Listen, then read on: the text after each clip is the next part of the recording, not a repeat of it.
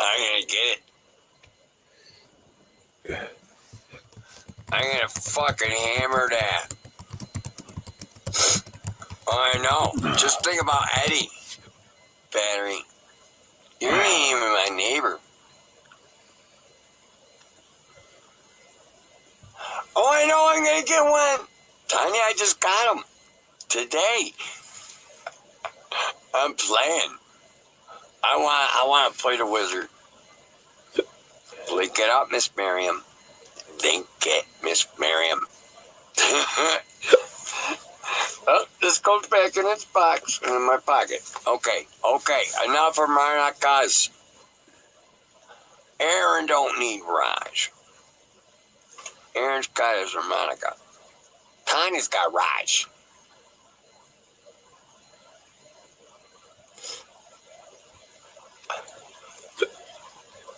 Two minutes, Miss Miriam. Fuck Eddie. Dave. Oh, I know, Dave, and I'm doing 6-inch insulation all over the house, so we're gonna be all right in here. Frozen solid. Aaron needs a shot. Frozen solid is correct. That ain't even an assumption.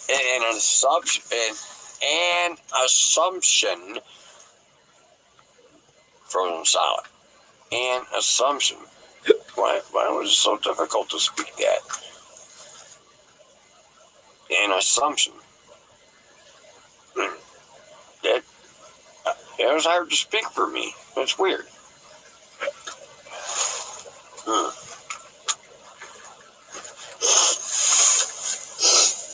No, there ain't much. Aaron Tires like speaking. I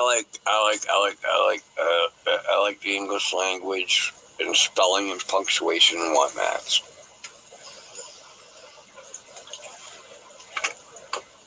But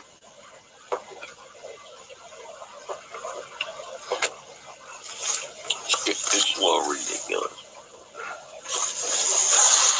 Oh, sorry, everybody. What the fuck? What's wrong with my lighting? Oh, there we go. Oh, okay. There we go. Yeah, I got 1 minute, Miss Miriam. Hey, I'm going over to where Miss Miriam is linking. Yeah. We'll be all right over there, people.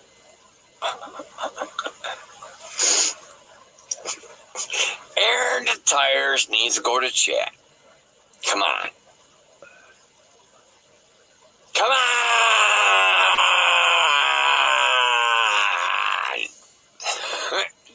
Oh my God, not again.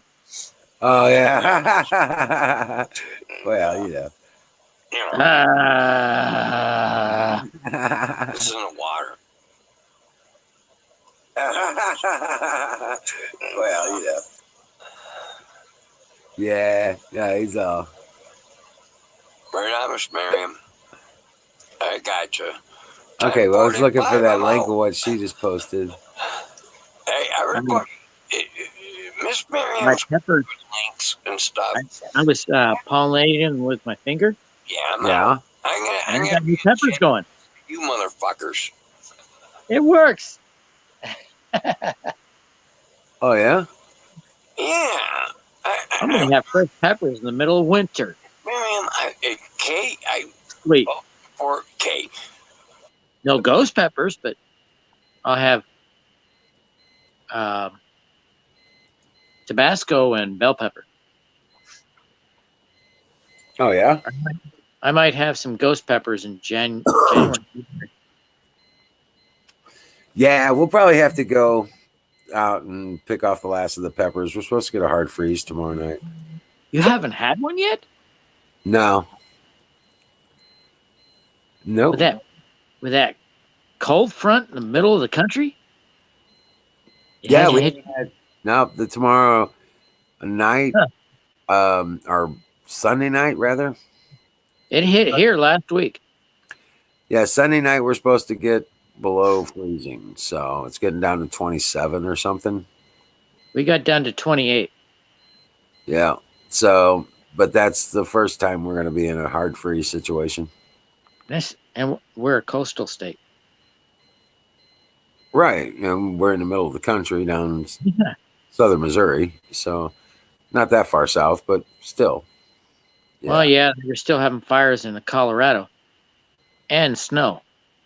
It's just really odd. Right. Right. It's crazy. So I mean, Oh, we're not affected by that so much. I've had 5 shots of whiskey. Most of that goes up towards like Nebraska. I've had 5 shots of Jack Daniels tonight. Oh wow, there you go. Oh, I did 2 shots while my wife had a friend here. It was really boring. Right.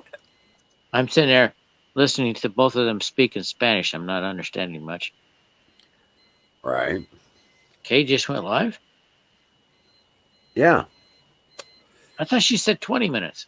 I know. She did. She don't know. She told me earlier that she was doing it tomorrow night or something, and now it's tonight. And okay. I don't know what she's doing. No, no, it's now. She just gets impatient. John Deplorable. How are you? Right. Hey, Miriam. Hey, what's up? John Deplorable. That's a pretty good name there. Doesn't roll off the tongue after 5 shots of Jack. Right. Aaron's smoking some weed. Is he smoking some weed this time? Or is that just a cigarette? It doesn't look like a cigarette. It's really short. Well, he rolls his own cigarettes too. Wait. Alex Jones sent you? John D. Alex Jones knows about this channel? Well, that's pretty cool if he does. But yeah. Hey, Dallas. Miriam. Good to see you, babe. Like I said, Battery, we don't know how many people watch us and hang out with us and do all Well, I know YouTube watches us. that. Or not. They think they stuck us in a hole. So If you put on Alex Jones, you're off the air. They're watching. now they've actually got a YouTube channel now again. Oh, I know. I've been every time they get kicked off, they start a new channel. So I've been following them. Oh yeah. Oh man. Wow. I'm waiting for my inverter to stop Oh, beeping. speaking of batteries, you know those ones that I scored yesterday? Yeah. They come out 1,800 milliamps. Okay, that's not so good. All 8 of them, which exceeds the rated capacity. Really? Yeah, it said 4,000 for the whole battery pack. That's 1,000 apiece. Okay. I thought you had 8 of them. They're 4S. Okay. 4 in series, 2 parallel. Yep. So I'm going to use them to charge my phone. There you go. They all tested 100%. Nice. Actually, 120%.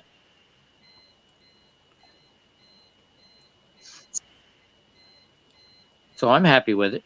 It was only 67 cents. Right. Can't go wrong. No, that's a pretty cool deal. Don't I come put up, them, I guess. I put them in this thing here. This holds. There, I'll open it. That's the phone now. Oh, wrong direction. Can you see it? It holds 4 batteries. at 1,800 apiece. It's got some good power. I was really hoping to use those in my battery packs, but they haven't got enough power. But I can use it for charging my phone.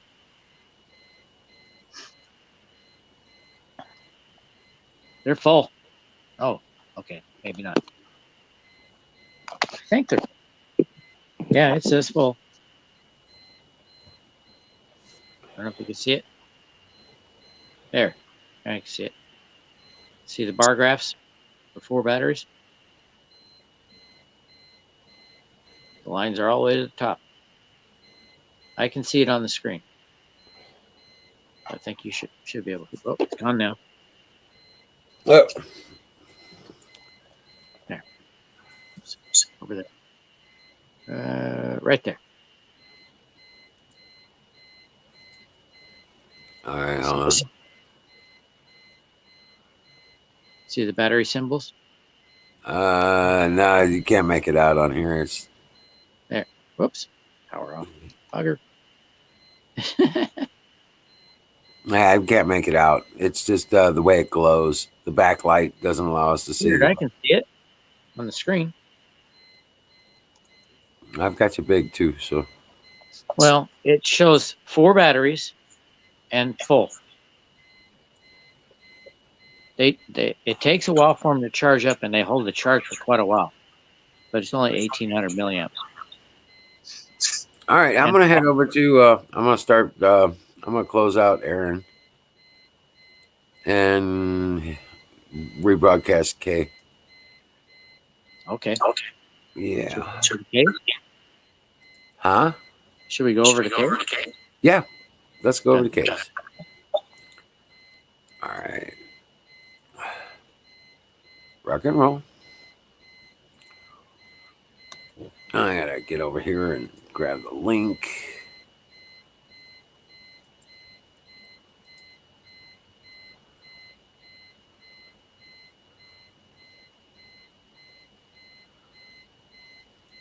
Okay, then I want to come over here, change the banner.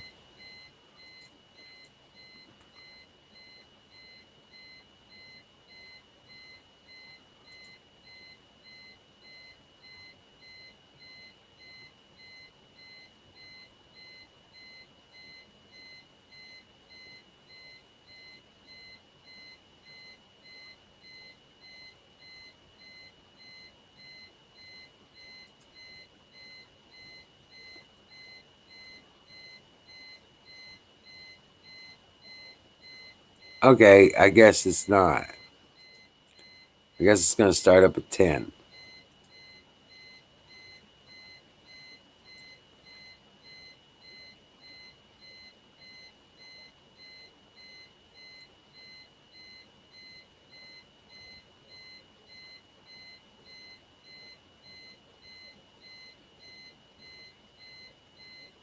All right. So invalid cookie went live. Oh, wow. She said she's running 20 minutes late. Well, who knows? She said she was going live now, and then she said she was going live in 20 minutes before she said that. And then, oh, well, okay. Says it starts at 10 p.m. It's going to count down 3 minutes and 40 seconds.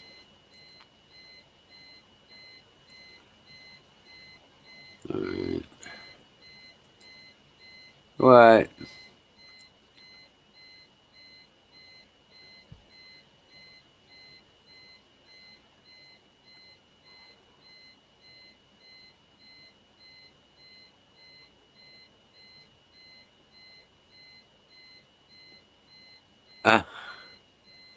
Right. Oh, cool, cool. All right, Canoes. Good deal. As you can hear, I'm trying to get my battery charged up on my laptop. Hopefully it gets to full before the inverter goes down. I don't know, Case. I was pre-streaming Aaron, and then Kay. I think she's going live soon. Something. Yeah, Minnesota's been blue, Cassie, for decades. Yeah. Well, you tell people you're going to double and triple and quadruple their taxes. They have a way of responding not in your favor if that's what your plan is. I love it when he comes out with his new policies and his righteous, self-righteous bullshit. And every time he does, he makes new Trump supporters.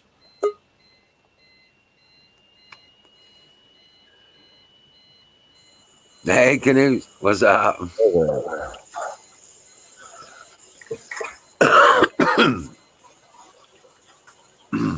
Yeah, I don't know exactly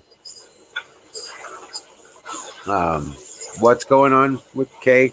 Yeah, give her like probably 15 minutes. All right. Yeah, it said it had a countdown at 10 p.m. So Yeah. I'm getting an echo. Can you refresh real quick? yeah, I'll be right back. Aaron's a fucking chatter.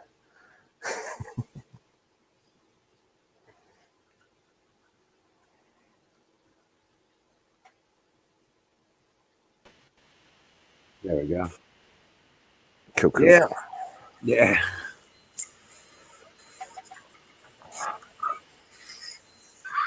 Yeah, I don't know what's up with that. As soon as I started up the stream and started checking the screens and stuff like that, they were already up there. Oh. So 2 dislikes were immediates. Gee, I wonder who that could be. Yeah.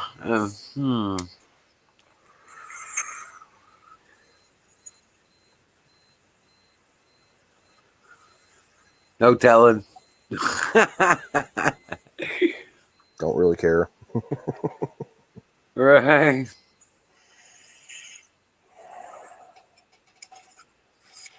Thanks for the views.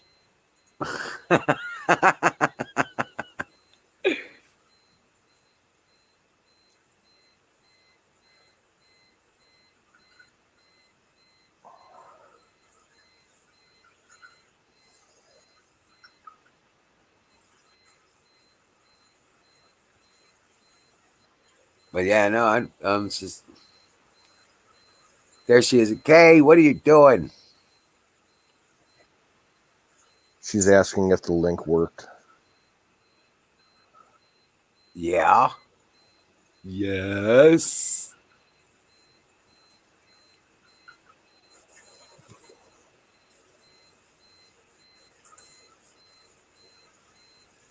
The one I got to the bottom of the page is your page link. And from there, they can hit the live link.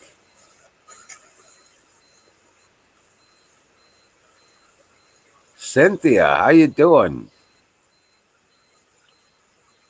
Miriam, Dallas. Aaron, you're a frickin' chatter.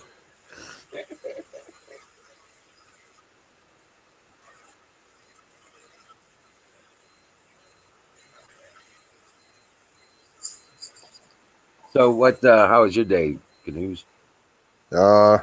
Wet. Still raining? Yeah. About an hour and a half, 2 hours ago, my cousin came over, Right. and she's all freaking out and screaming. She's like, "I need you out here to help me." And I'm like, "What's up?" She was out with her lawn tractor moving leaves around and drove in a part of the yard that she really shouldn't have. Oh shit. Way too wet. I'm like, "You seriously thought you could drive through this?" Oh wow. So I had to get all muddy and help push the damn fucking thing out. Right.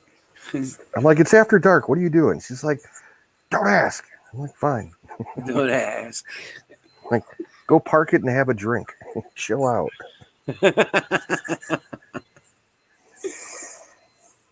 That's what the you get. Yeah, I was like, I gotta mount a. That reminds me, I need to be. I want to put a winch on the front of the tractor. Uh-huh. Yeah, got a 2,500 pound winch. Cool. That'll be enough to do what we needed to do. That'll be cool. Aaron D. Lurker. What's that? But yeah.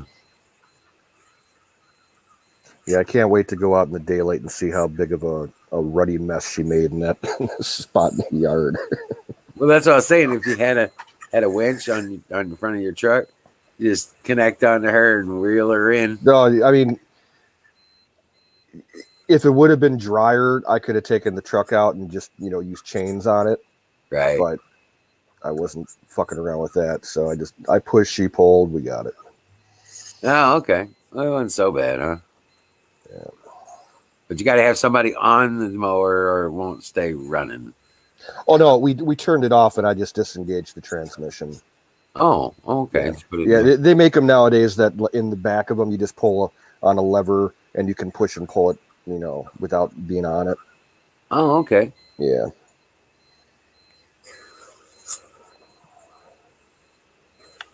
Yeah, the red wave. Oh, I'm telling you what.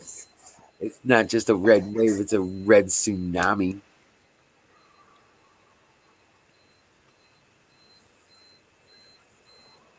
Yeah, I have a feeling that we're not going to be seeing a bunch of these Democrats in Congress.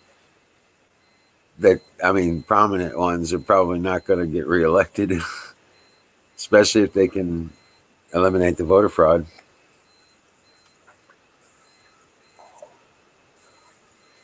Well, I keep getting all these ads from Mitch McConnell saying, "Oh, we need your help and support and money because we're close to losing the Senate." Right. No, It's like, I don't think so. I don't think so. Right. Do you have any idea how many House seats are up this election? Every one of them. They get voted in every 2 years. They get voted in every 2 years. That's why it's impossible for them to. It should be impossible for them to be there for 40 fucking years. But they managed to do it somehow. Hey, what's up, Kevin?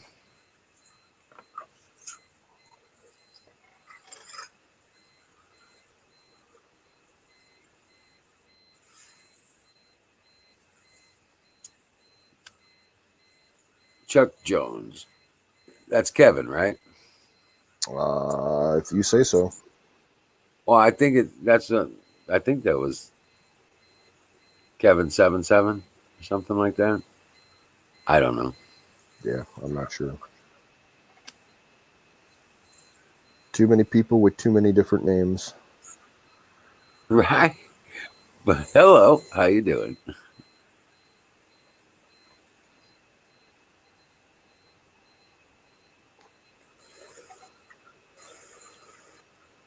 Yeah, every time Biden opens his mouth, he makes new Trump supporters. It seems like every time he does. He's his own worst enemy. Yeah.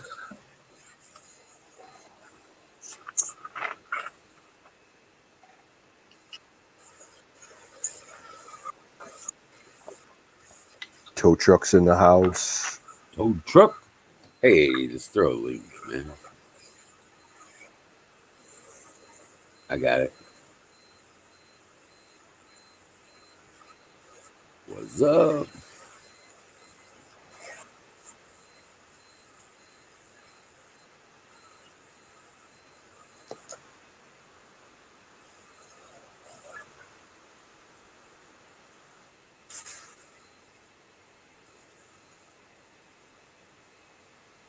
Oh, wow. How is that possible?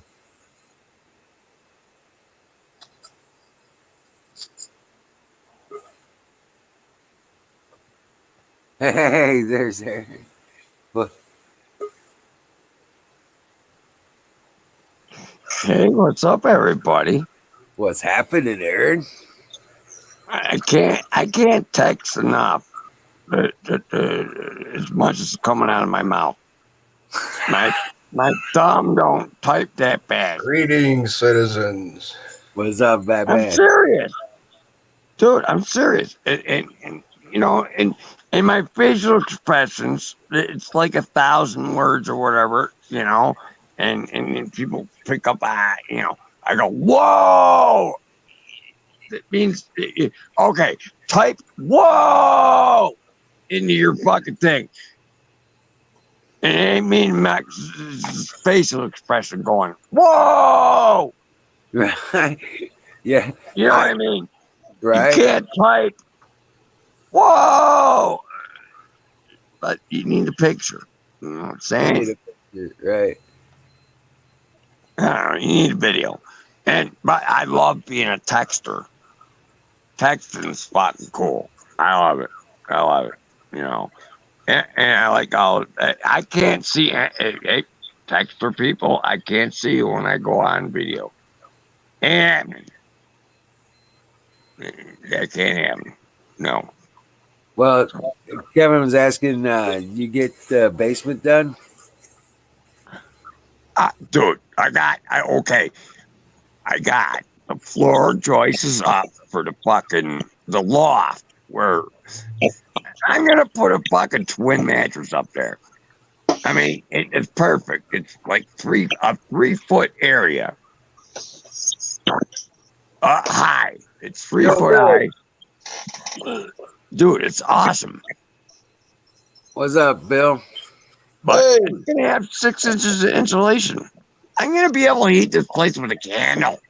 So, this is the El Candle blade right here. This is I think I can heat this place with a candle. I think so. No, I'll tighten it up that much. Full tank. Just so you know, I'm making this myself. This is my own. Nice. That's my Full own tank. thing. Right? Full tank. Full No. tank blade. That's the only way to go. Full tank. That's my everyday carry. That's going to be my everyday carry. I'm Sweet. working on it right now. I'm not done with It it looks yet. nice. That's beautiful, Bill. Now, what is that? The bone? Looks like deer bone or Elk. elk. It's Horn? elk antler. Elk antler, yeah. All right, on, man. And you got the Beautiful. hole in the end of the butt to lash it to a pole if you need to with paracord. Then you got a spear tip. You Yeah. gotta All have right, a full guys. tang blade. You guys You gotta have a full tang blade that you can tie on to a pole to survive an emergency. I think Bill's froze up. I'm not totally Bill frozen. froze up. Oh, there you are. Yeah, there you go. Just a video. I just don't want to cut in on everybody. You know. Well, where's that big old knife you had? But I'm just telling you, if there's any kind of silence, I gotta cut in. It's my obligation. Unnatural silence is fucking against my religion, and I refuse to be silent. You fuckers, this unnatural silence is gonna cease to exist. All My we really presence. need to do is keep talking. Right. Canoes. Hey, canoes. Right out of the bottle, man. It ain't my stream. So, Okay. There you go. I'm just going to- Hey, cheers, everybody. Whoa. Boy, hold on. I need a chaser. What kind of stone you got there, Bill? Is that an Arkansas hard Hold stone? on. Kay just went live. Kay went live. I hope Kay does good. Well, if you're doing a Halloween I thing, didn't go I to ain't Kay into all the that. other night or something. I don't know. I like Kay. You know. Kay's nice, but I ain't doing any Halloween streams because it's the fucking devil. I told my Halloween fucking story. There's more to that story, actually. I guess I could tell another story and add that story to that story. They're not story to story. But, wow. That's what we bombed the cops, and the cops, you know, it's what we did. I fought the law and the law won. Well, yeah. Well, actually, my brother paid him in pennies. I like that. My brother kind of made him count pennies. It's kind of funny, I think. It was a great story, Tatars. Aaron, that was a great story, man. It's a story, Bruce. You gotta. History. Yeah. Well, it's a story. You gotta fucking put emphasis in it and put your heart into it. I like telling stories, as you can see. I love your stories, man. I love your stories. You tell the best stories. You gotta emphasize words and shit and stuff and things. You know, you put your heart and soul in there. I love stories. I got stories. There's you guys are triggering. Like in my brain, I got more. There's a whole treasure trove of stories in there. It's just you guys talk about shit, and then all of a sudden someone says something about something. You know, we're real weird off the cuff or something, and then it triggers a story. Like me. I triggered you at one time. I said, dude looks like a lady. Ah! You remember? You told us about that story. That some dude was dancing with the fucking dude that punched the guy out. Oh, yeah, bro. That's a fucking, yeah. You guys, oh, you guys fucking make me make stories. It's fucking crazy. Hold on, I'm rolling a cigarette. Aaron the Tires, you are my inspiration. I would not be live streaming right now if it were not for you and Sick Pat. Yeah, right. Fucking live stream, bros. But you do what you do. Dude, if you could do it, I could do it too. That's what I said when I seen Pat do it. That's right. I stand on the shoulders of giants. No, fucking Pat fucking went live. And I got a notification and shit. Now it's like fucking chat with Pat. I'm like, holy fuck. What the fuck? I'm going live. Fuck it. Yeah, right. And now we got Kay. Kay's going live. Woohoo! No, we need as many people going live as She's a lot possible. prettier than you, Aaron. Okay, it's definitely. Yeah. Yeah. I mean, no offense, but you're prettier than me, Bruce. Oh shit.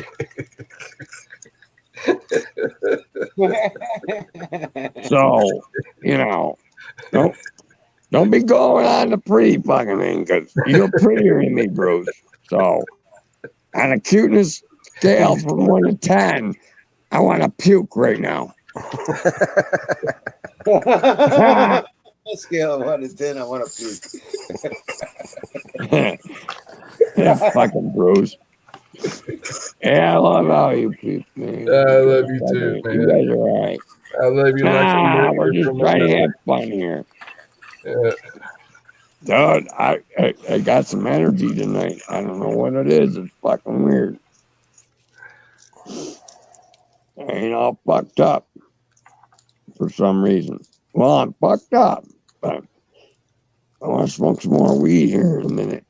Dude, you got to build some fucking insulated walls on that shack, or you're gonna turn into Aaron the Tires. Bro, I'm fine right where I'm at. Well, that's what I'm you said serious. last year. I know, Bruce, but there's no hurry. I want to do a nice job, Bruce. Yeah, there is a hurry. It's called winter's coming. I don't give a fuck, Bruce. I'll sleep right here in the winter. There's Yeah, no rush. I've done it, Bruce. I got know, 2 my walls. friend. Dude, I got 2 walls. Fine. Serious, Bruce. I know, my friend. I know. Ah, Bruce. I know. gotta learn. The That's hard the way way, you do it. Bruce. I admire you. The only way to learn it is to do it. Right. Yep. So, let me have fun here over here. Hold on, Bruce. Check this out. Bruce, you ain't got no weed, do you, Bruce? No.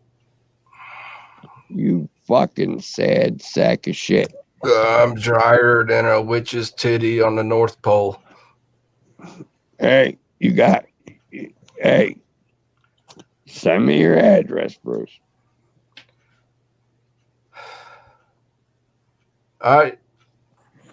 Do that. Here's my G. I thought I already did. Like a year Here's my ago. F. Canoes, how the hell are you, dude? I'm doing. Hard bowl. Well, I gotta play that song, and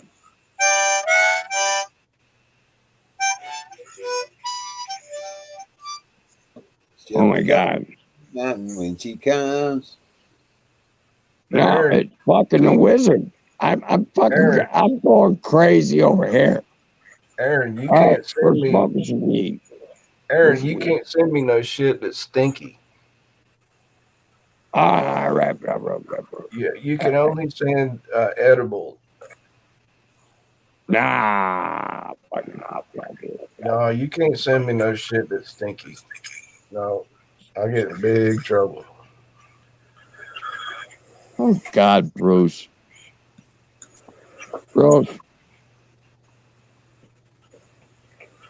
That's all right. I got an airline ticket, man. Come on, Bruce. Bruce, you gotta get the fuck out here, then. What are you doing? What are you doing right now? I just told you, man. I'm going to the beach. Going to the fucking beach. Come on! Oh man, I'm fucking dude. I got so much. Aaron, have I'm you ever been to the Atlantic Ocean? You ever seen the beach on the Atlantic Ocean? Well, yeah.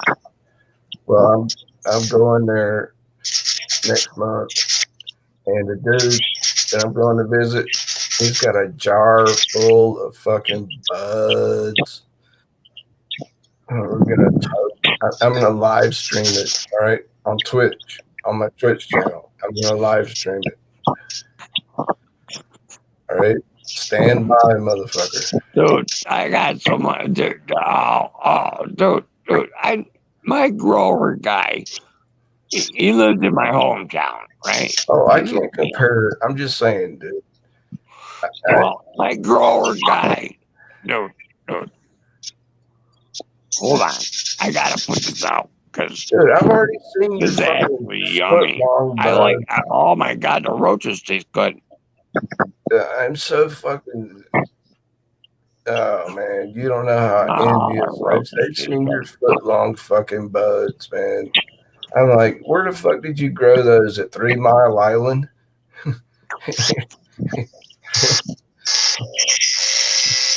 Well, I got an 18-inch bud down here. See what I got.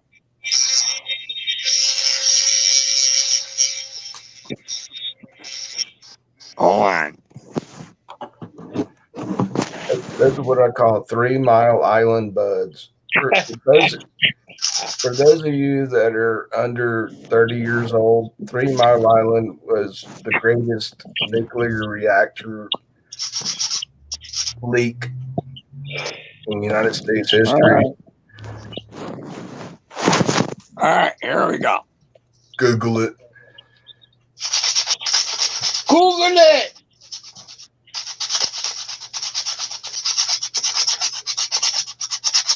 Buffalo Bill, he's sharpening his blade.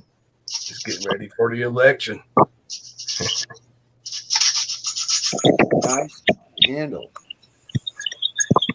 Shit's gonna go down, brother. I know, man. Lock and load.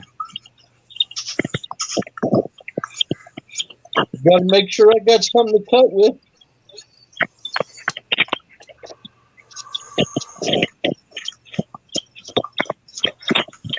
That's a pretty nice Bill. Thank you. I put a lot of work into it. I got the blade from the Native American Trading Post.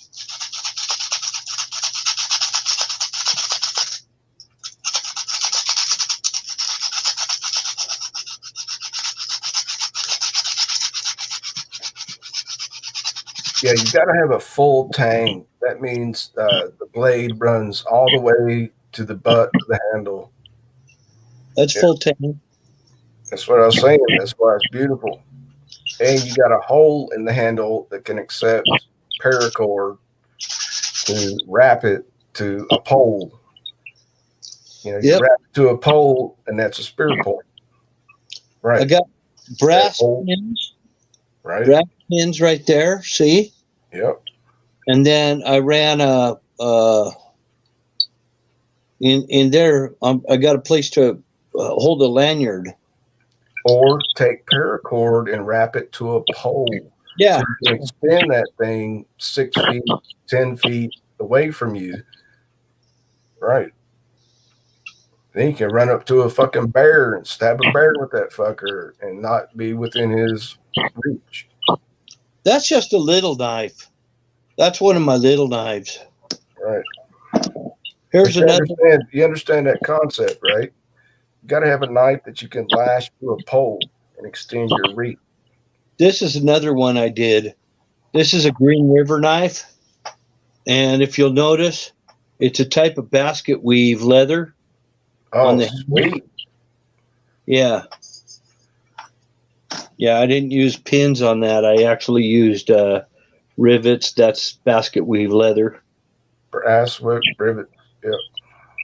Yeah, that's just kind of a skinning knife. What kind of steel is that? I think it's probably something like 1065 carbon steel. That's pretty cool. Yeah, I like 1065. This one here is stainless. This is a karambit made by United Cutlery. But you can hold it like that there. You know, if you got a hankering to, you know, and you wind up seeing it on the. It's almost like a brass knuckle. And, you know, brass knuckles, you got to be careful in some states. It's a felony. Yeah, this won't fall out of your hand. Now, Jack, he likes to do those ring finger knives. He puts his index finger through the knife. The problem with that I have, I know how to break your finger if you pull one of them out on me. Yeah, you just grab it and twist. Yeah, knuckle knives and finger knives and stuff like that. I'll just take it away from you, and you wind up with a bunch of broken fingers. So, I'm not a fan of those. I prefer something like this, you know, so that somebody, if they try to disarm me, they don't break my fingers. That's just me. You got to have a survival blade. Like when the shit is the fan. Oh, See yeah. what I'm saying, Bill? You got to have a blade that you can easily take cordage and secure to an end of a wooden pole, a pole that like you cut down a small sapling that's like 1.5 inch in diameter, and not for just two-leggeds, for four-leggeds. Well, I live in bear country, so when the shit is the fan, I have to go to the fucking wilderness, Now, and I might run out of ammo, you know. this right here is a knockoff of a Fairbairn. This is actually the World War II trench fighting knife, the Commando fighting knife. That's some sweet blade. Yeah, it's got leather. It's stacked leather handle. But do you know what I'm saying, dude? You ever been in grizzly bear country? Like, I get all you. right. I'm there with you, bro. I mean, grizzly bears they make the most badass human being look like a soy boy. You don't want to encounter a grizzly bear in a survival situation because you're like breakfast, lunch, and a midnight snack. Well, that's where your Crocodile Dundee type of knife comes in. Yeah. Now, I've got machetes too. But I got this great spear point. You guys want to see it? I put it on cam. Hey, if my battery goes down and I drop offline, I just want to say, hey, Maybe this might work for a Grizz. Yeah, I think that would do the Flash job. it through a pole. That's a 1.5-hand broadsword right there. Yeah. That might take out a Grizz. And this one will cut through 60. I already did the test. It cuts through 16 penny nails like butter. That's a custom sword. And then this one right here, Bruce Wayne. This one right here took me a minute to take this out of the scabbard. But this one right here is what you call a saber. Yeah, that'll work. But you want to be as far away from the bear as you can be, like a 6-foot pole at least. There's a cavalry saber. But that's kind of a ninja cavalry saber. Something that any Mongolian would be proud to have. Yeah. So I'll show you. Uh-oh. Something won't let me show my webcam now. Here we go. It's too long to get in the picture. But this one is one-handed saber. You see this? To take your head clean off. This is from here up United Cutlery Spear Point. Yeah. It's heavy duty. And I just got a pole stuck to it. And instead of this aluminum pole, I just take this head off with a screw right here. I like that. Yeah, it's about $35. You can get one or similar. And you throw it in your bug out pack without the pole, of course. I like that. I really do. I'm serious. That kind of is it's in my agenda. They call it a lot of websites, they call it a boar pig sticker. A boar pig hunting spear point. It's pretty wicked. I wouldn't want to come up with some dude have this on the end of a 6-foot pole. You're pretty much fucked. What you can do with that is actually you could use a short handle and use it just like a knife. Exactly. You don't even need the pole. Great survival tool. You might have missed, I did a lot of Twitch YouTubes about survival and backpacks, and it's about a year and a half ago.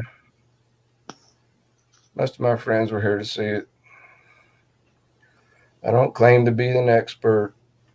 I was just a Boy Scout.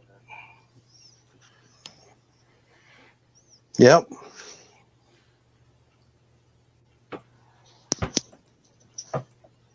Can you still hear me okay? It's Yeah. lighted. Yeah, I hear you. Canoe. I got weird stuff going on with my audio right now. Yeah, you sound great.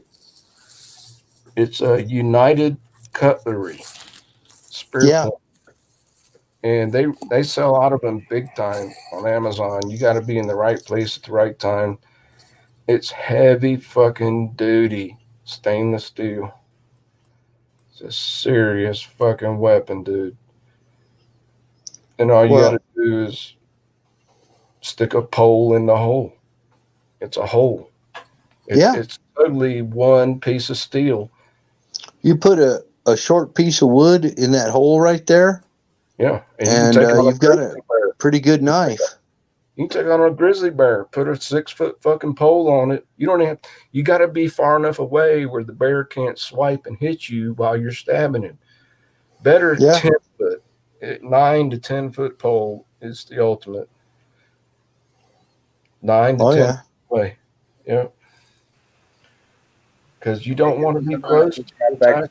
The closer you get, the less your chances are of surviving. Because he's gonna.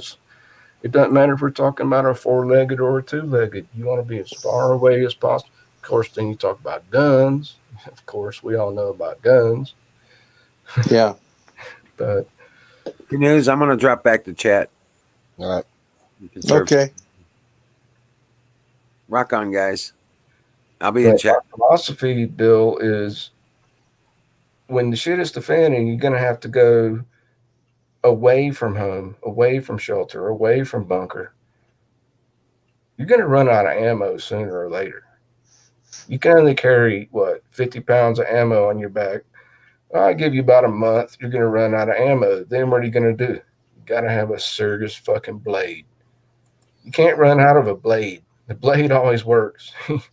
And a good bow. And a boat. Well, you just know how to make a boat from scratch. Right. Yeah. Yep. So one of your really good things that people do survival stuff is this here. This is a pretty good deal. You get one of these and you can Got one. make a shelter. Mm-hmm. You know, you can cut wood and everything. So I would probably, this is a cheapo, this is a Coleman, but I really would like to have a silky saw. Because those silky saws, they're really good for bushcraft and survival. Yeah, but those silkies are expensive as fuck, like $70 fucking for one like that. But Oh, I yeah. got one that's only $30. I'm sorry, I'm a poor man. The pretty reasonable one is the Gomboy. It's a silky Gomboy. Is that what you got? No, I got the cheap knockoff. Oh, Yeah, I got that 18-inch for like $30 off Amazon. I'm now sorry. if you look at the blade, right, do, man, you know. you'll see how my blade. Let me see here. I know some of them lock, some don't. They got one long, like $200 fucking. You seen those ones that are 3-foot long folding saws? Yeah, Yeah, they've got a silky katana. yeah, that's the But one I'm talking about, right?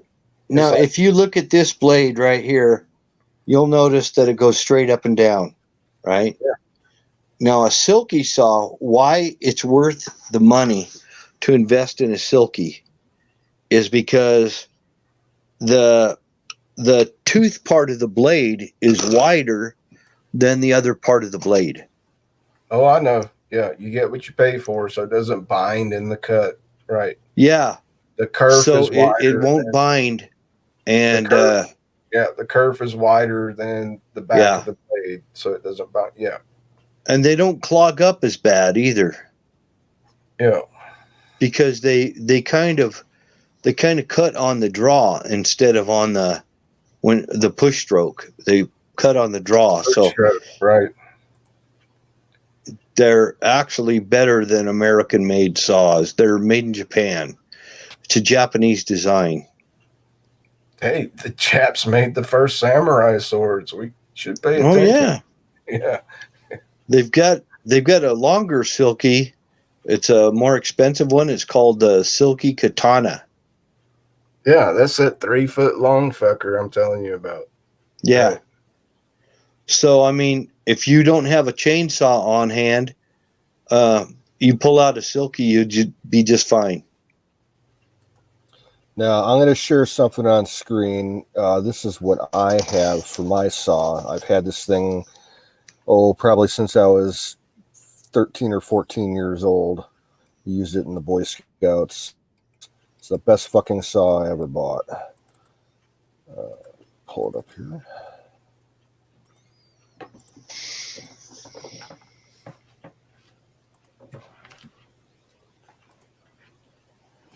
We're just talking about tools, like bushcraft tools and stuff. I know it's probably boring for some. Oh, that's bitchin'. It's super lightweight.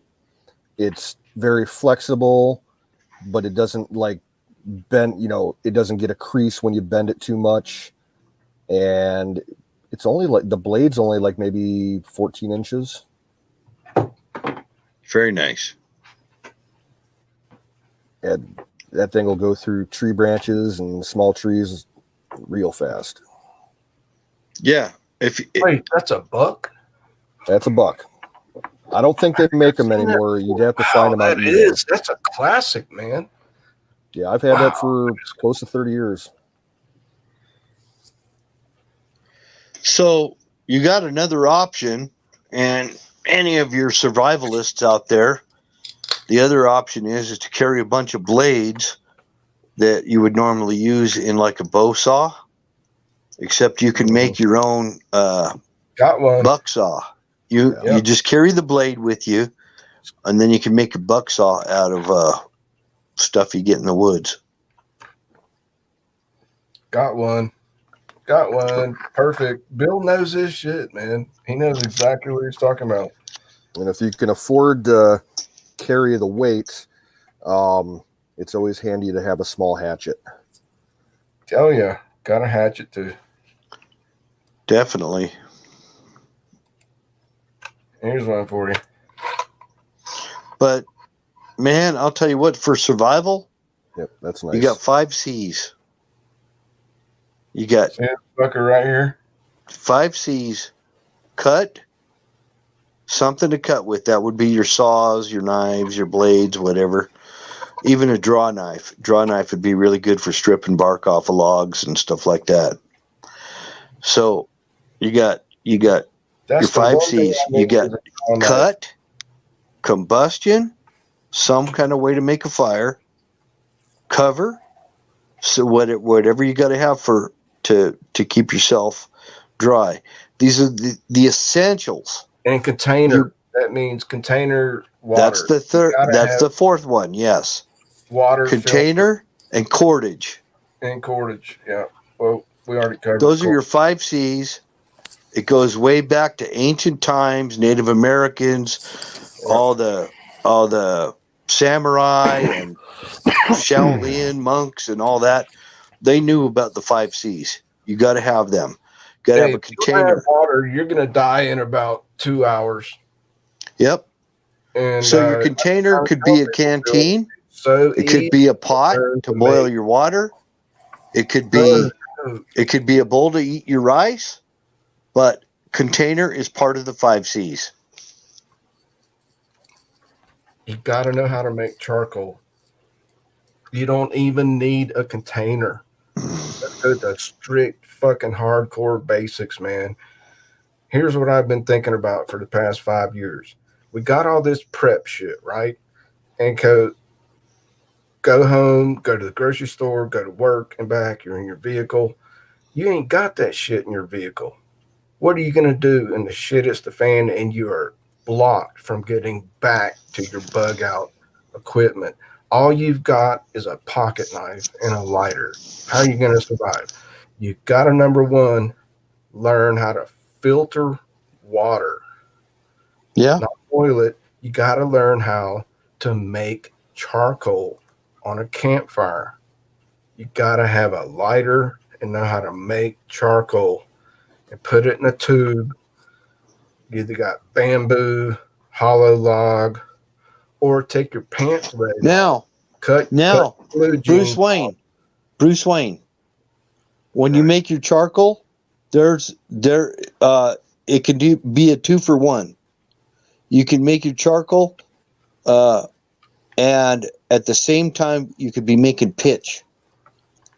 Yeah, pine tar. Right. So pitch is your glue. But still, without water, you're going to be dead in a couple hours. Oh yeah. Or severely dehydrated. If you try water is number one. Yeah, you gotta always carry a pocket knife and a lighter. Those you can only live for 3 days without water.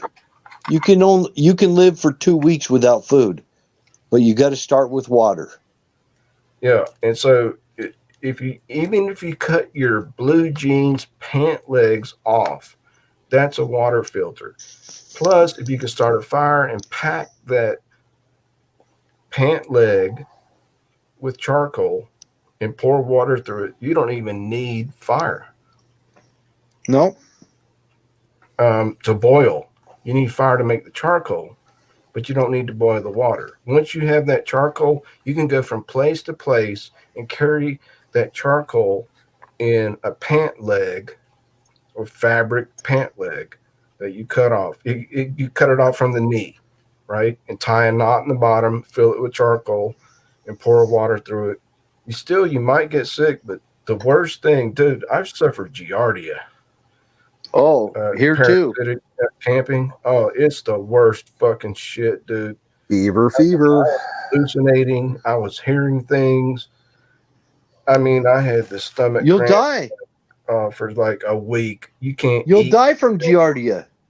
And then you shit, and then, dude, the worst thing is when you shit finally, and you look down, and these white fucking worms squirming in your diarrhea. And you got a fever of 102. Yeah. Well, you get Giardia or what's that other one? Going like, like, oh, well, it's a mountain stream. We're going to find where the stream comes out of the ground, and we're just going to drink it straight. And I'm like, God, you stupid yeah, you might know that. Maybe in the Appalachians you can get away with it, but you're taking a huge risk, dude. Right. It all depends on where you're at, Bruce. Where I worked at up in Canada, when we were out on the trail, we drank straight out of the rivers up there. And I did it. The only thing that we had to, worry about, every time we set up camp, we walked the shoreline around the campsite to make sure that nothing was shitting. The other one. Now I remember. You've got Giardia, and the other one is called Cryptosporidium. Yep. Diarrhea City. Same thing as Montezuma's Revenge. Yeah, we called it beaver fever. Yep. Beaver fever. If the beaver shits in that stream, just 1 foot above. So stock ground. up on some. The people that are like just getting into prepping right now, your water is your most essential thing. I mean, if you screw the ammunition and the guns, you got to have freaking water, dude. That's what I'm saying, Bill. Right. You're dead in a couple hours if you're dehydrated and fleeing. If you're fleeing, running away. Yep. Without water, you're dehydrated, you're going to fucking die.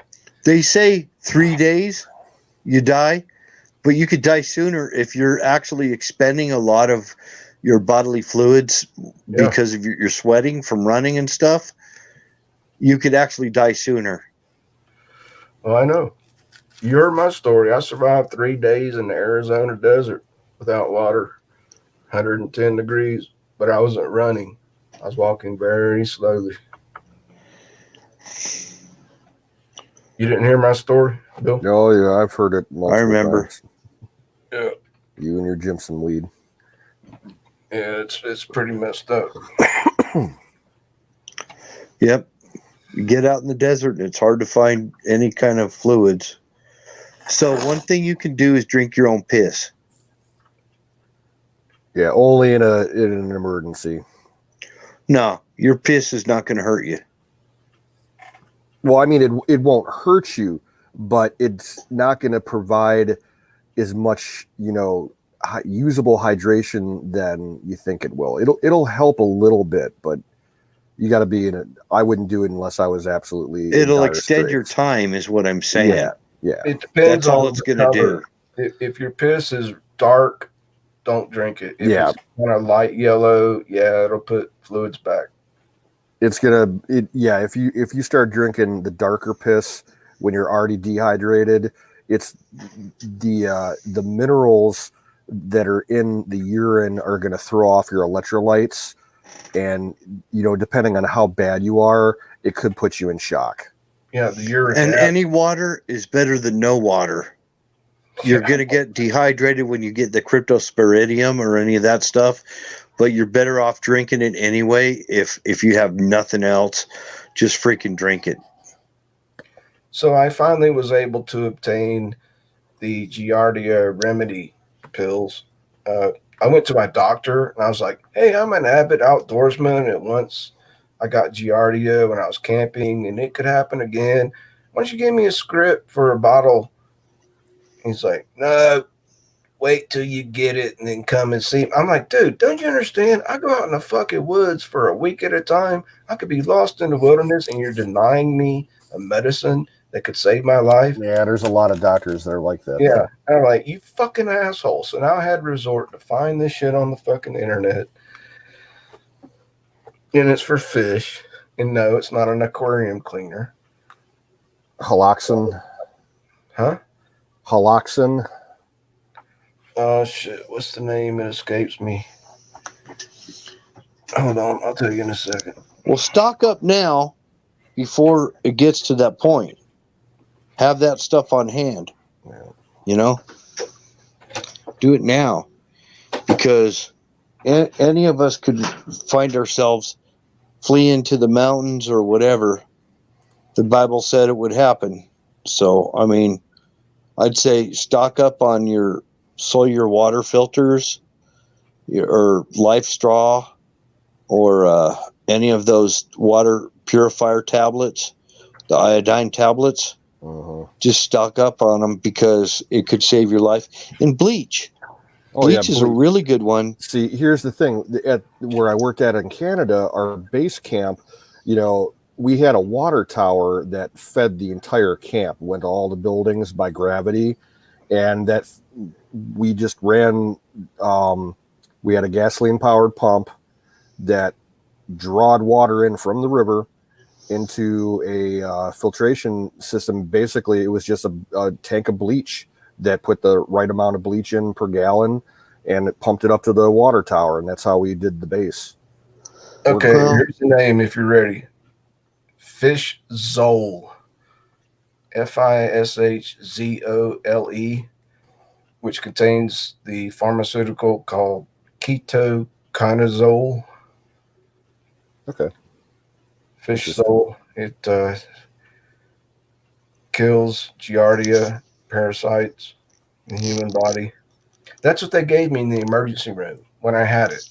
And I was camping for like over a week, drinking out of a stream that I thought, this farmer told me, yeah, we drink out of it all the time. Fucking liar.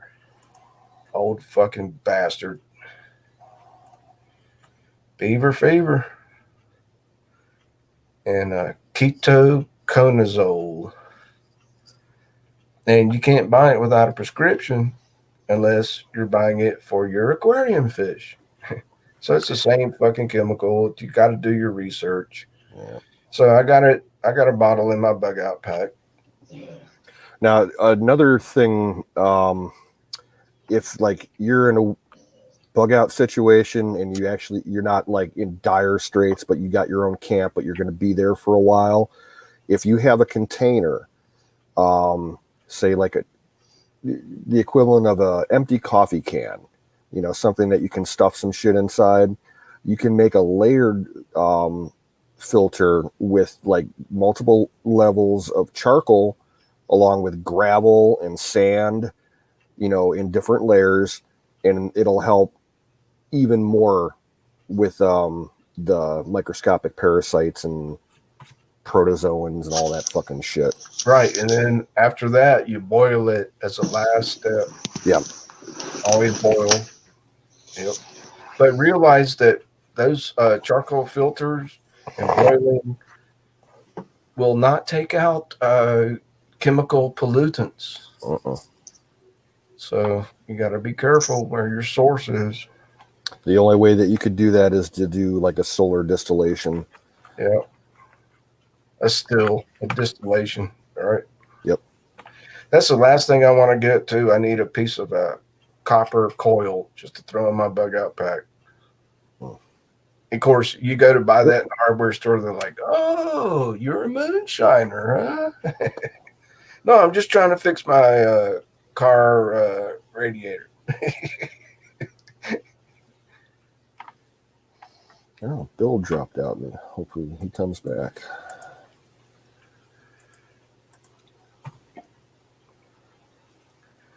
It's pretty cool talking to you guys. You guys think like I do. Because the shit could hit the fan at any moment. And it's going to be bad. If it gets bad, it's going to be bad. You know, you can't think about, well, I got everything I need right here at home. I got all these guns, shelter. Well, you know, what if these fucking retards set your fucking house on fire and you have to leave? Then what are you going to do? Where are you going to go? How are you going to get there? It's called escape, you know. Retreat. Welcome back, Bill. It's a hell of a thing to think about, but you got to think about it. You got to think about plan A, plan B, plan C, right? Well, you're right, Bruce. But, you know, there's a lot of people that kind of don't care, you know, and I've been telling a lot of my family, you know, I've been kind of, you know, prodding them to get prepared. And a lot of people, they just don't want to listen. So if you haven't started prepping for the situation, don't even bother, you know? That's what I tell them. Oh, here's even worse, Bill. He's even worse. I've got a friend who says, "Oh, I love it when you fuckers talk about prepping because instead of me prepping, when the shit is the fan, I'm going to come and steal all your shit." Oh, no, you don't understand. Part of my preps is figuring out booby traps. I do. Come and steal my shit. I'll roast your ass like Alex Jones. No, Your ass in molasses. I'll be like Alex Jones. I will eat my neighbor's ass. That's right. But there's serious motherfuckers like, fuck prepping. We're just gonna come and take their shit. No, it ain't gonna happen. And I'm already getting people calling me, telling me they want me to come and protect them. I'm already having it. It's already going on. Now, see, I got the feeling that if the shit hits the fan, I'll be getting a call from my sister, like, "Can we come stay with you?"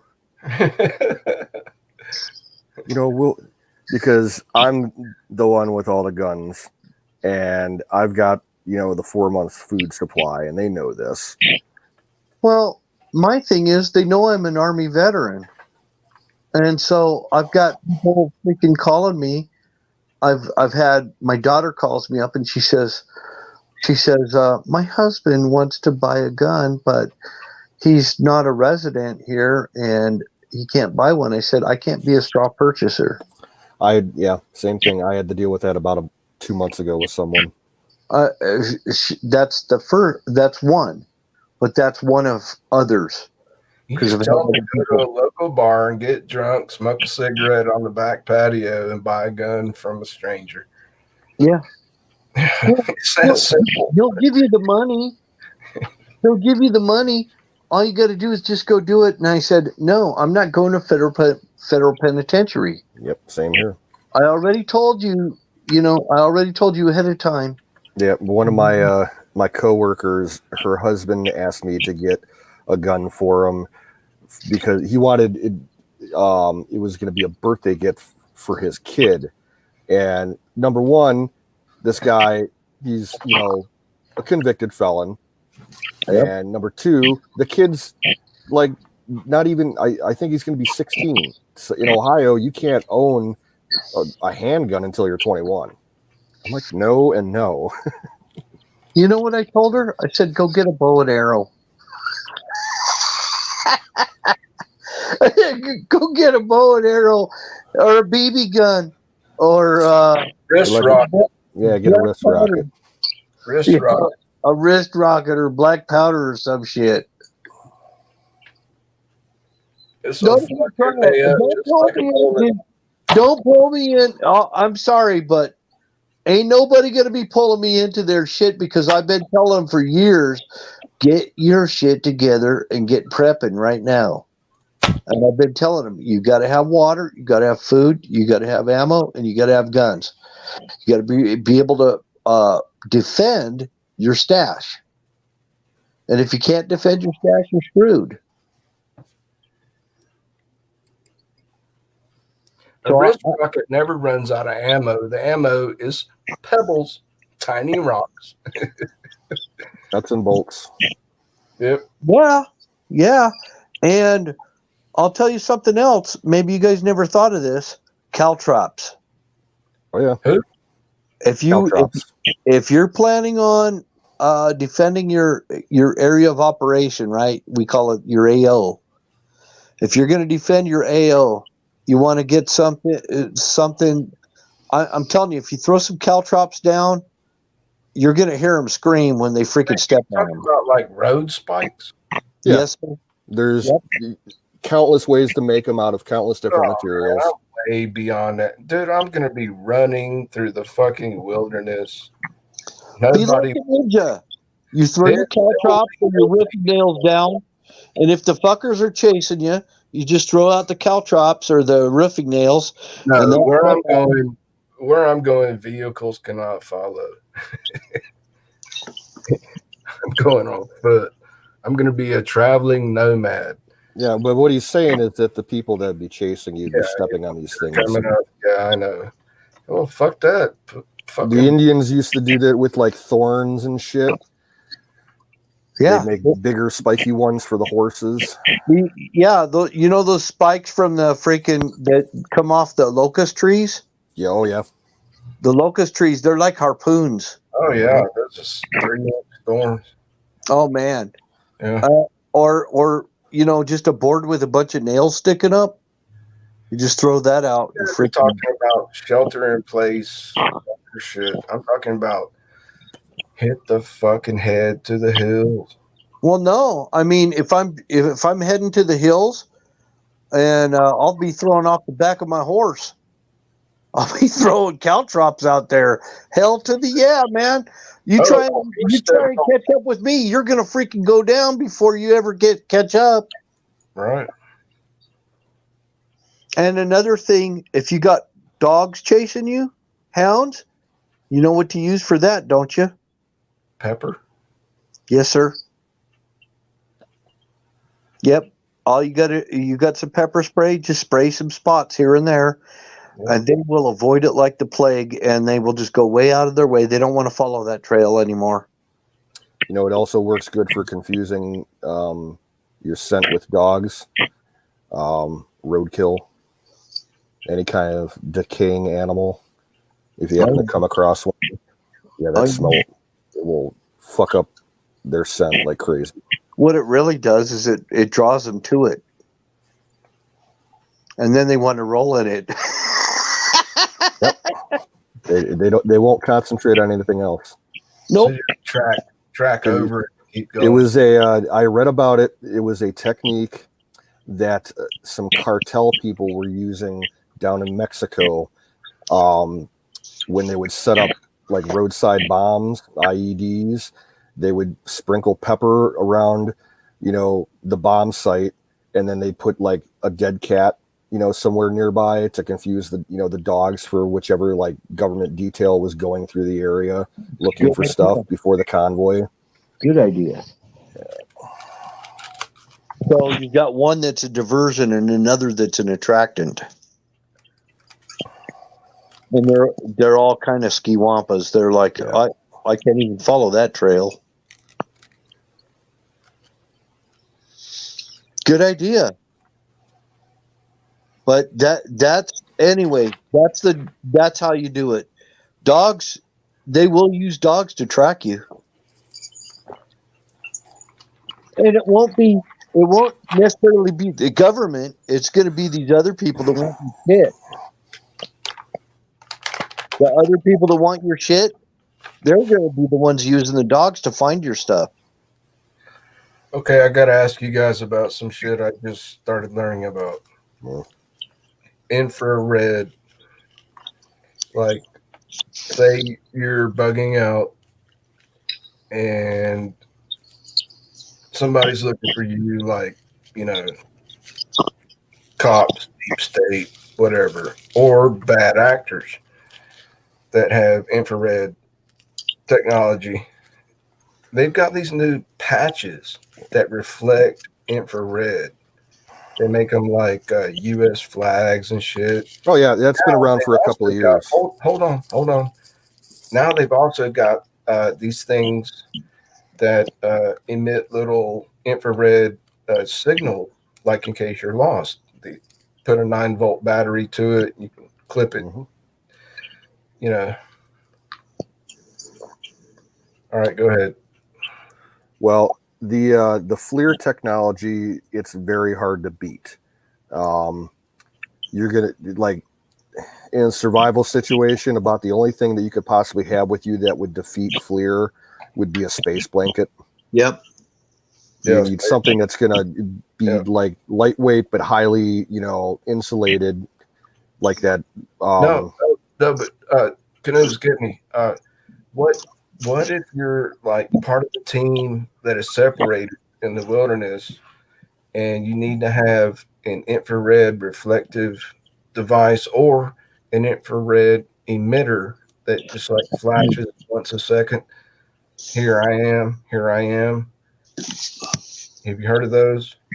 Oh yeah, little beacon lights into them. Yeah, you clip it to your suit.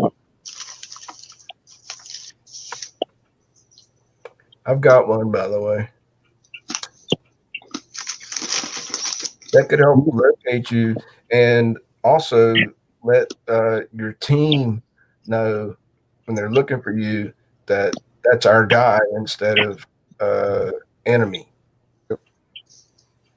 Now, I'm sure that you can go to like one of the big electronic wholesalers online that sell just like all kinds of random, stuff for people that make electronics, and they'll have little LED IR lights, that you can wire into a power source, and if you can probably, you familiar with Raspberry Pi?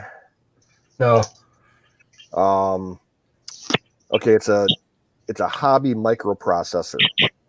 Basically, it's a little computer about the size of a deck of cards or a pack of smokes, and you can control all kinds of basic electronics with it and program it to do stuff. You could get, a little infrared LED setup, put it on a little circuit board panel, and plug it into this computer and program it to do whatever series of flashes, for code or identification or anything. They're pretty inexpensive nowadays. This thing's called the Cricket. It's called the Cricket. Yeah. IR emitter. It's basically for people that get lost in the woods. you always need to have one if you're going to go hiking for long distances in case you get lost and you need rescue. Because helicopters can see that flashing IR. All right. Well, you Well, need. if you're going deep backcountry, a lot of people carry EPIRB units. Yeah, those are more like on radio waves. Yeah, Yeah. it's satellite communication shit. Right. So I'm just saying, if shit is the fan, and what if you need to reconnect with your team and they can't find you? Better to have a Cricket IR emitter than not, because they could misidentify you as the enemy unless you. And then there's these things called IR patches that if someone's got an IR rifle scope and it's Yeah, pointing they at flash it with you. It'll fluoresce. Yeah, I know what you're talking about. I think I need to get one of those. Yeah, This shit is so fucking complicated. I'm more like, I'm just going to be like way out in the fucking wilderness where nobody can find me except a grizzly bear. Yeah, I'm serious, man. If the shit is the fan, I mean, I have a team, but the team might just fucking head for the hills and all separate and be like, you're on your own. And I'd be like, okay, I planned for that. That's plan B. Fuck y'all. I'm just going to be, Jeremiah Johnson in the fucking wilderness. I'll live as long as I can. You've seen that movie, haven't you? Huh? You've seen the movie Jeremiah Johnson? Yeah, many times. I saw it, maybe a month ago, and I haven't watched it in years. That scene where the dude runs and leads the bear into the cabin. Got to get creative when you're surviving. Yep.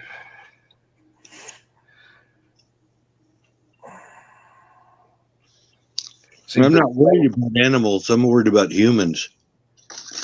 Well, you got to worry about both, right? Well, I am concerned about animals to some degree, but more concerned about humans. Right. But when you're in the wilderness, way in the middle of fucking nowhere, that's when the bears attack. Mm-hmm.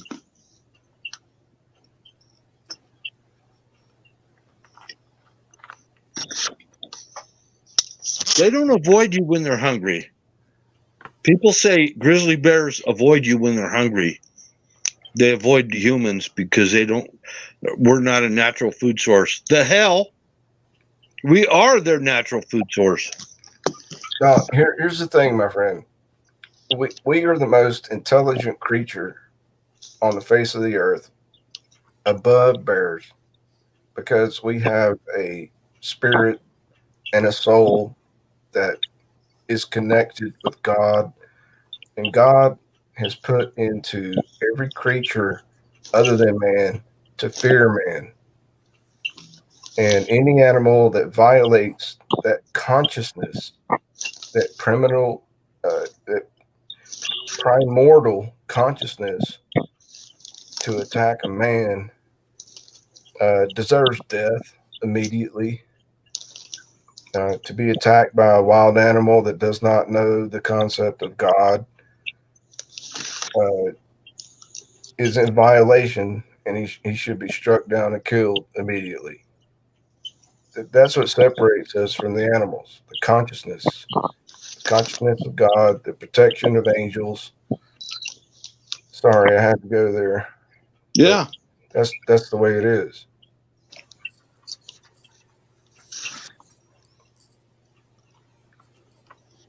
They pretty much know that we are a higher life force, higher being, but it won't stop them from eating you. Yeah, that's why we know how to make guns and spear points and shit like that. Well, here's something, Bruce, maybe you and Canoes never thought of. Our DNA has all the memory of our ancestors. Oh yeah, I know that concept. And there's no deja vu is a bunch of bullshit. Actually, you have in your DNA code, you have the memory of all your ancestors. And it was passed down to you. Now, every generation that passed down their DNA to you to finally get to you, it might have been at 21 years old, and whatever their memory was to the point that you were conceived or your ancestor was conceived, that's where it cuts off. So a lot of our ancestors, the DNA that was passed down to us in our DNA memory was around the, right around the age of the early 20s. For the most part, with an exception here and there. So what you have is a lot of memory from a lot of 20-year-olds in your DNA. If you choose to accept it. If that makes any sense. But it's in your code. It's already there. It's in your code. If you choose to tap into it. Well, we don't even need to tap into it. I mean, it shows up. A lot of times you'll be somewhere and you're like, how did I know how to do that? And it's because it's in your DNA memory. So there's people that, they come out of different cultures that are obviously going to have different things that are in their DNA code than other people. And I think that's what deja vu is. I think that's all it is. I don't think it has anything to do with the reincarnation or anything. It's in your DNA code, and it goes all the way back to the very first humans. My opinion. You could be right. I thought it was interesting because I was wondering, until I came across a couple of videos about it, there's some people that were talking about it, and it's like, damn, it totally makes sense to me.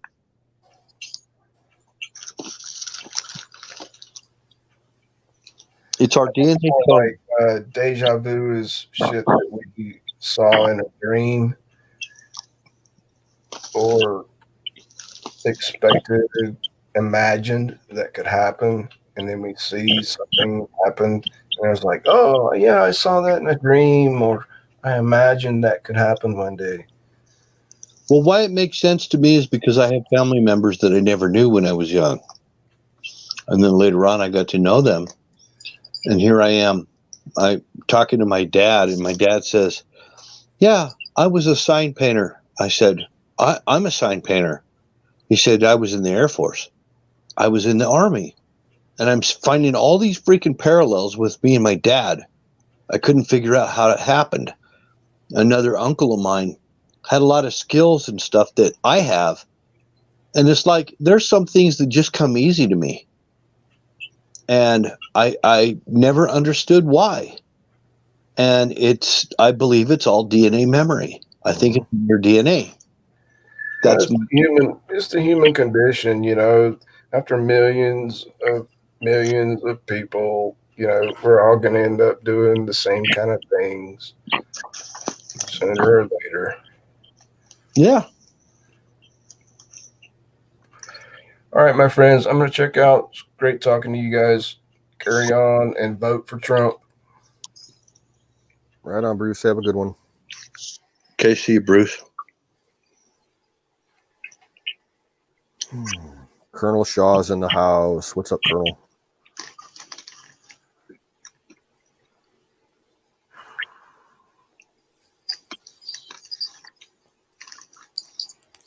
Colonel Shaw's in here? Yeah, he just showed up. Okay, Colonel. I think everybody else left because there was some silly drama going on in the chat. Oh.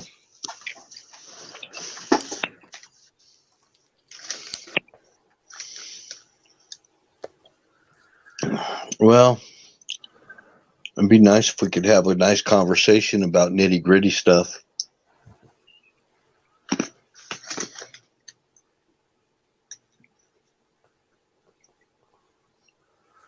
Singularity, welcome.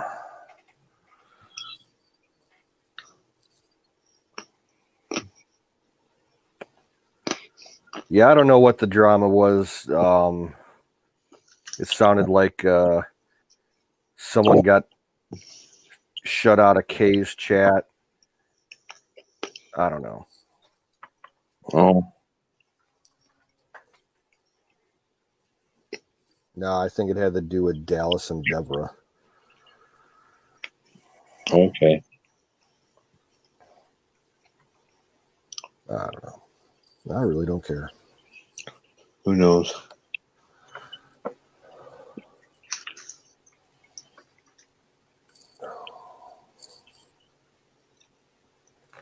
It would be nice to talk about some nitty gritty stuff, though.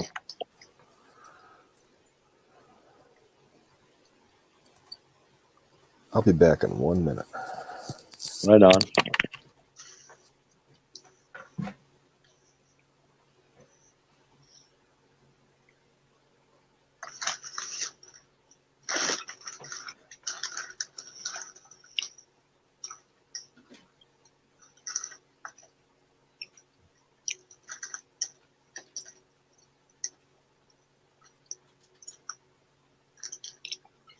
The freaking fake environment that people have created.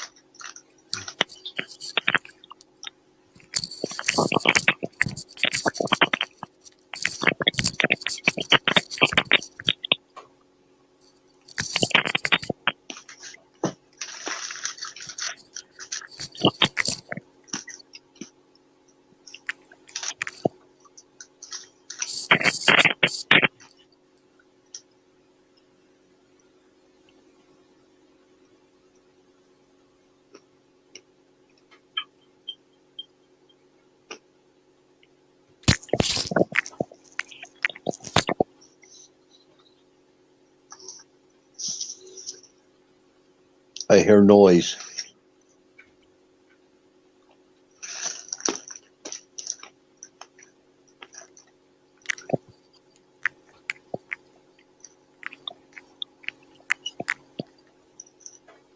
Wow.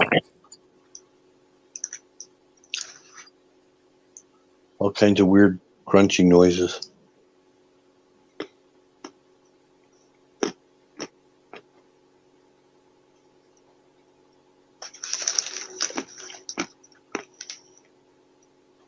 How's it going, Colonel Shaw?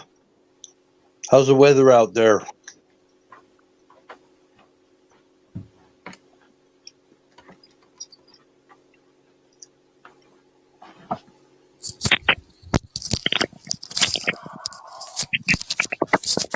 Yeah, Kiss me. it's a ghost. It's a ghost of your Halloween past.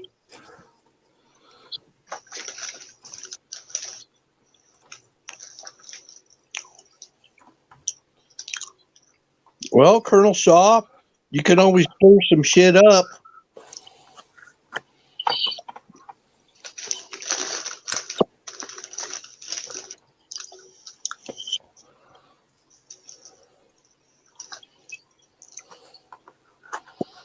I stir shit up and I don't even try.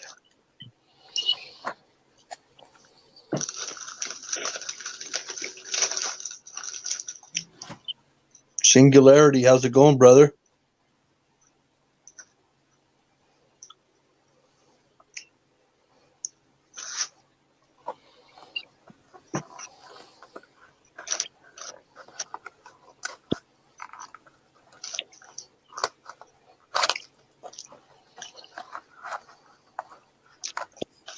It's not boring. It's just it's like Fridays. Not really a lot of news.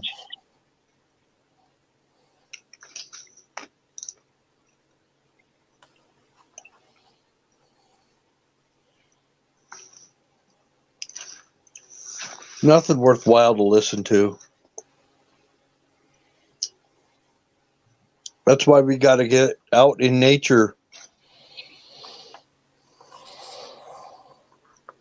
This is a good time to get out in nature and do your own thing. They're pushing, oh my gosh, on my phone, I got freaking alerts about COVID-19 today. Wow.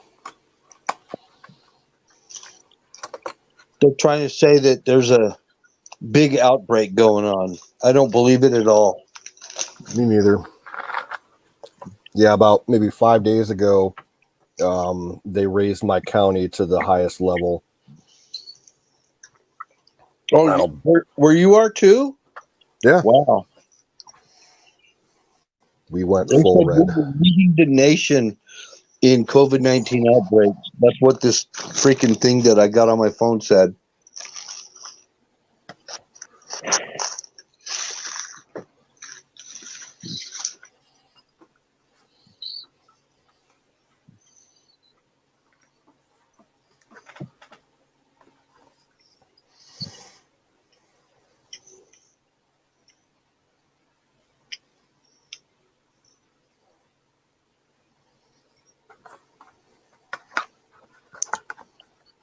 They're shutting everything down. Everybody's bored because everybody's in lockdown.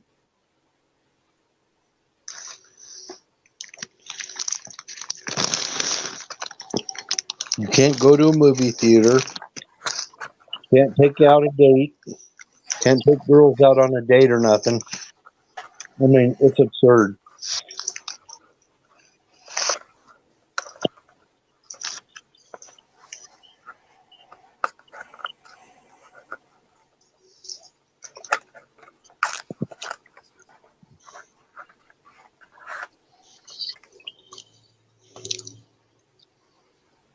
I think cockroaches are even running out of stuff to do.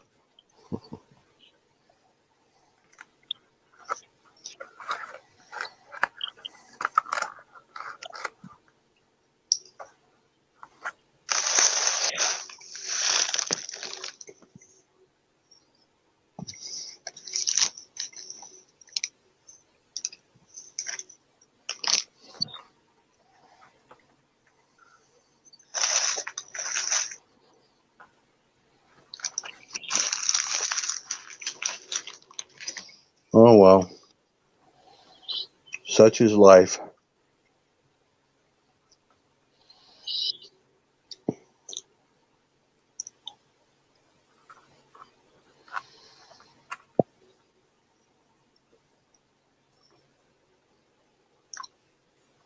I'm glad Colonel Shaw's hanging out here.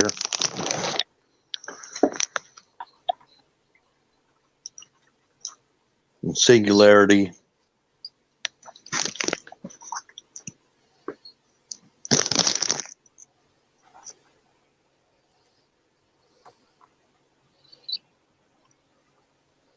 Oh, yeah. 7mm, right on. That'll reach out there. I didn't know you ran 7mm. Yep. That's some 243. 7mm, I think distance-wise, it's pretty close to 300 Win Mag. Yep. I don't think it has as much kinetic energy downrange, but very flat trajectory. Well, let's look at it for what it is. 7mm is a little smaller than 7.62, diameter-wise. So it's just a little bit smaller. The 300 Win Mag is only 7.62.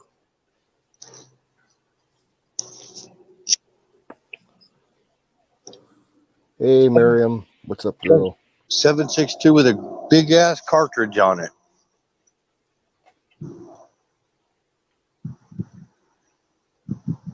And I guarantee you, I think they run about the same distance wise. You're not going to have the bullet weight, quite the same bullet weight, but the penetration and everything is fantastic on 7mm. Yeah. So I'd be glad I had it. You know, if I had 7mm, I'd stick with it.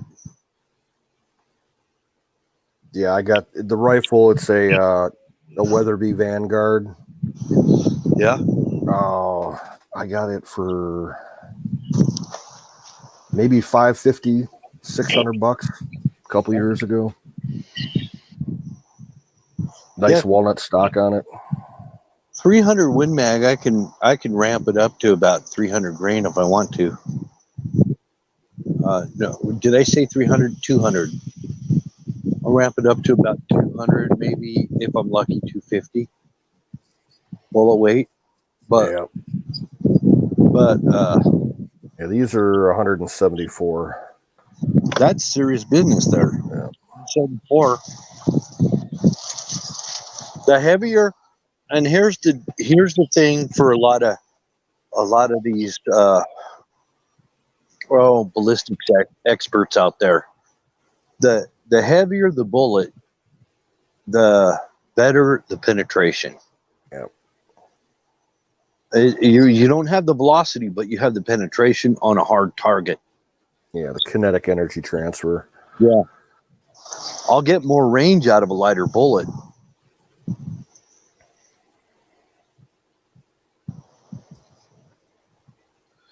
Yeah. Yeah, that's partially why with that new Savage that I bought that I went with the 7.62 instead of the 6.5 Creed. But 7mm has got a lot of wiggle room for bullet weight. So it's a fun round to play with if you're into reloading. Yeah, I haven't gotten into that yet. Maybe next year. I'm not into reloading either. I just understand it and know it. So I try to buy ammunition that is appropriate for what my purpose is. So if my purpose is penetrating a harder target, I'm going to go with a heavier grain bullet. Yeah. But I'm going to have more recoil with heavier grain bullets. And if you're talking tactical purposes, I'd probably try to go as lightweight as I could with that 7mm.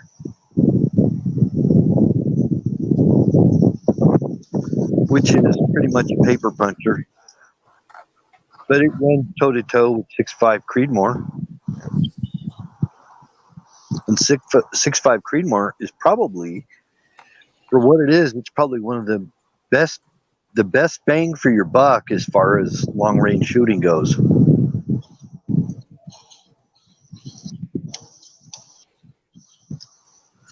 Less wind drift. Yeah, I'm not saying it has a longer range than 7mm, but it has less wind drift because it's a smaller profile bullet. So if you've got a crosswind, you know. Yep. 6.5 Creedmoor will take care of business any day of the week. But if you were in the military and you wanted to use 6.5 Creedmoor, it would be a good man stopper, but it wouldn't be good for shooting a plane out of the sky. Yeah, it's going to be anti-personnel, not anti-material. Yeah. Or on a armored vehicle or something like that. So they would wrap it up like Chris Kyle. He was in Iraq. He was running 300 Win Mag, and it wasn't until he actually got out of the military that he was able to get a hold of a 330 Lapua. Yeah.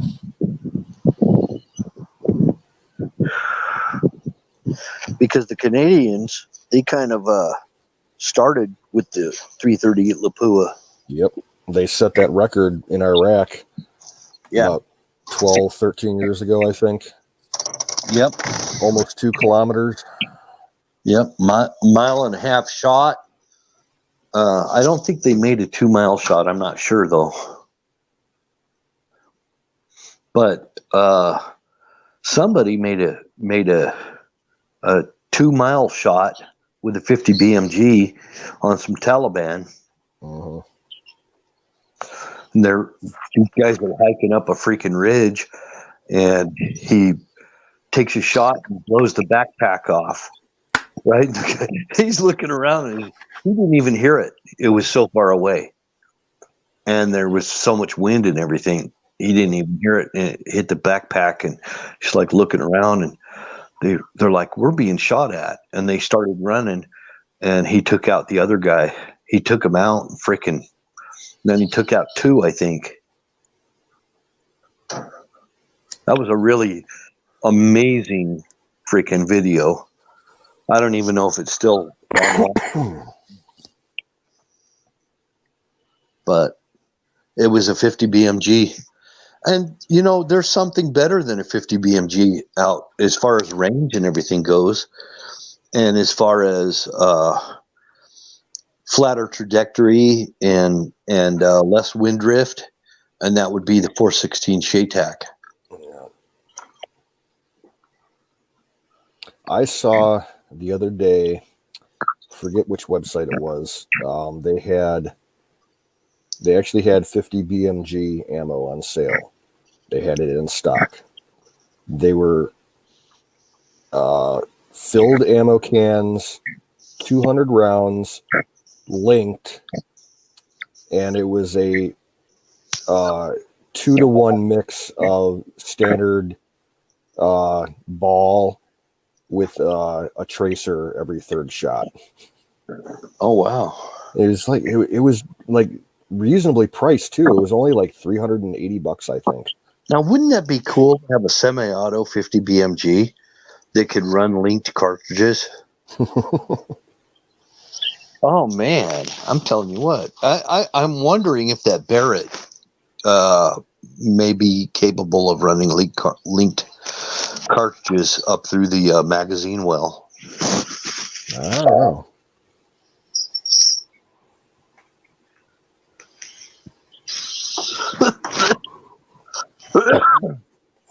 I think that would be so cool. There's a Canadian company, can't remember the name of it, but they have a 50 BMG bullpup semi-automatic.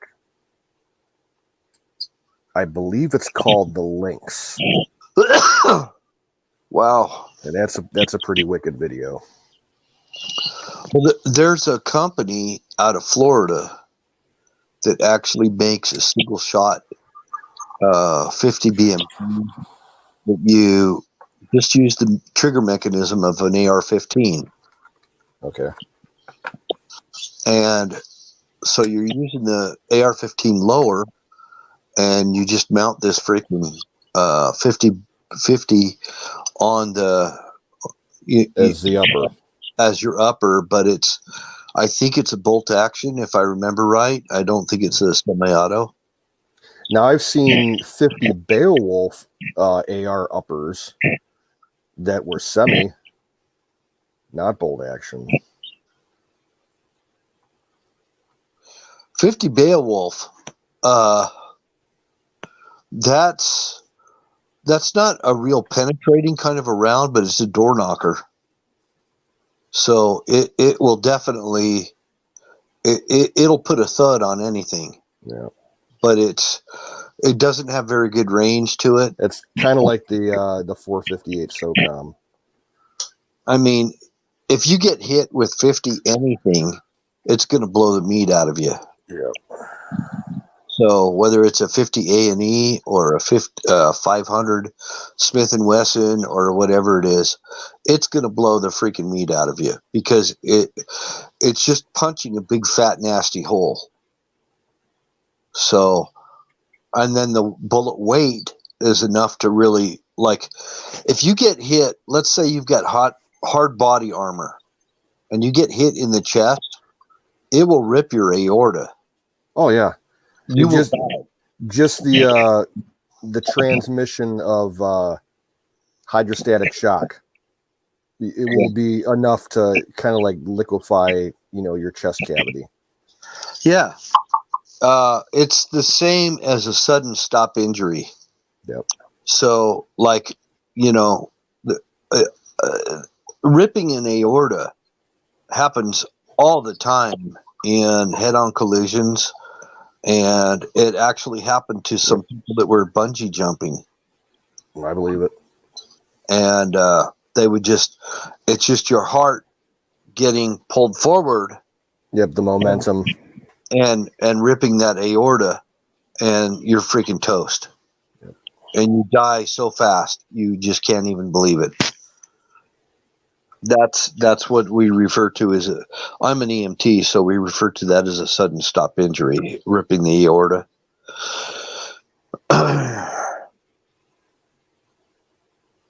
The only difference between me and Wizard is he's a paramedic and he's trained on paramedic equipment. But other than that, he's an EMT. Every paramedic is an EMT. Yeah. And EMT is just the basic level, but you get up to paramedic and you're trained on all kinds of other lives. Like I can't do intravenous. I know how. But I was trained by my mother how to do that when I was younger, but I haven't done it in over 20 years, so I wouldn't trust myself to do it. Well, in a shit hits the fan situation, you might have to go back to that, and but that shit hits the fan. It's like my training, because I'm not currently licensed right now, so I wouldn't work in that occupation at all right now, but Yeah. I know what to do. But a lot of things have changed. Yep. Like we don't do artificial respiration anymore. It's all bagged. It's not even bagged. It's chest compressions. Oh, you don't do any respiratory at all? Negative.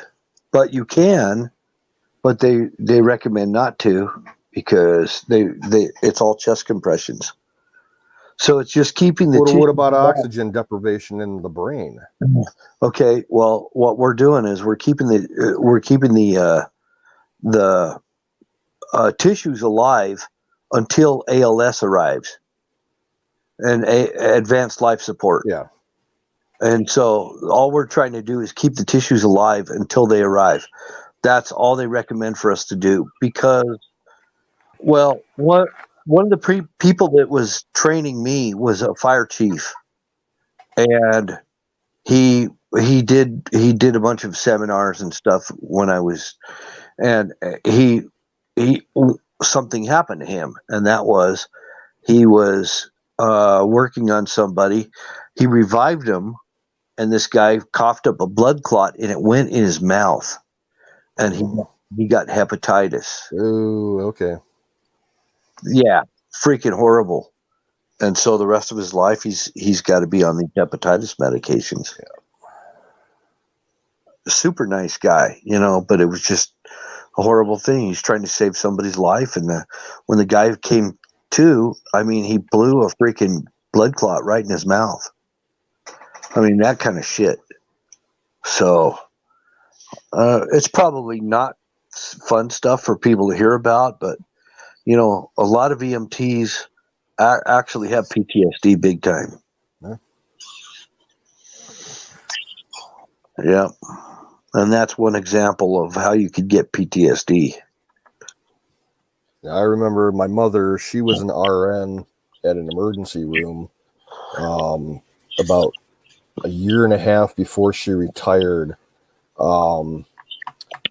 She got stuck with a needle from a patient that she was dealing with that was convulsing or something. And she had to go on a whole cocktail of drugs, for anti-HIV, anti-hepatitis and all that shit. She had a scheduled injection like once every week for about almost 6 months. Well, if shit goes hot in our country, and people really want to get serious, one of your preps should be a good IFAC. Oh yeah, And I got 2 of them.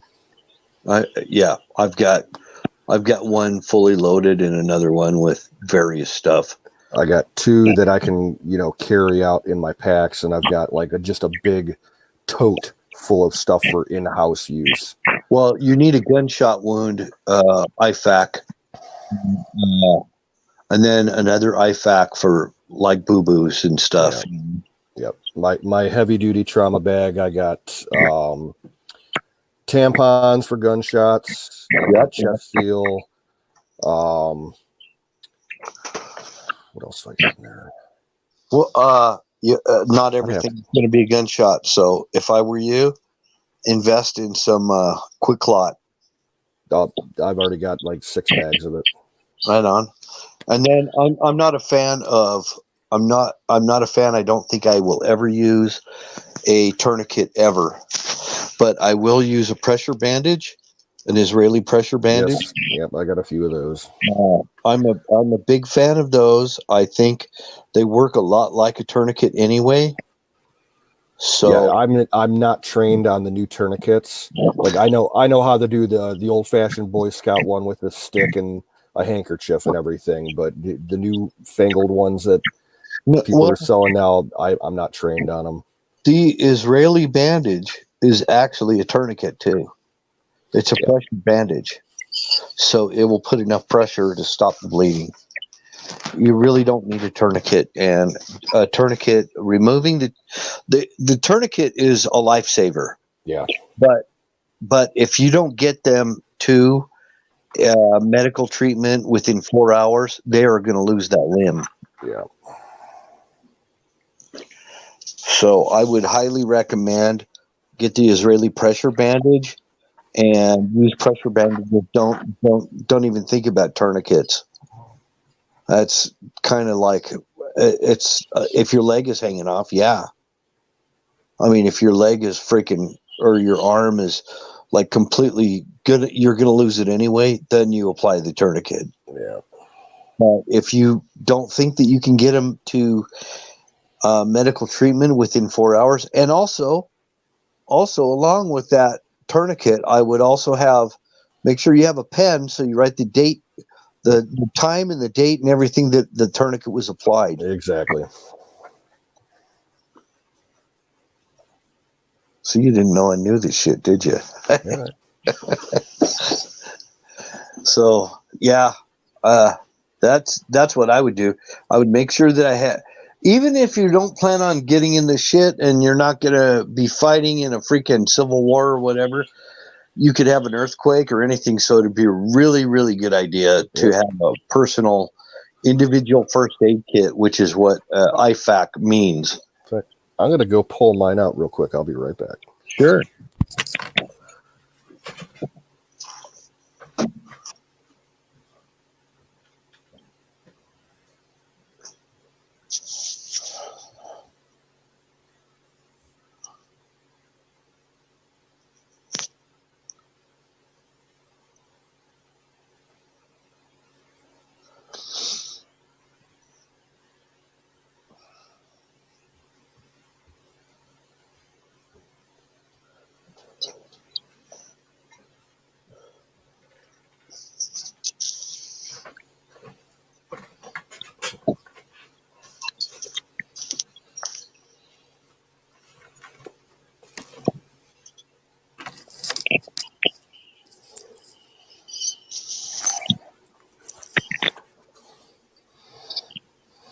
I'm gonna refresh. I'll be right back on. Put me back on, okay? All right. Okay.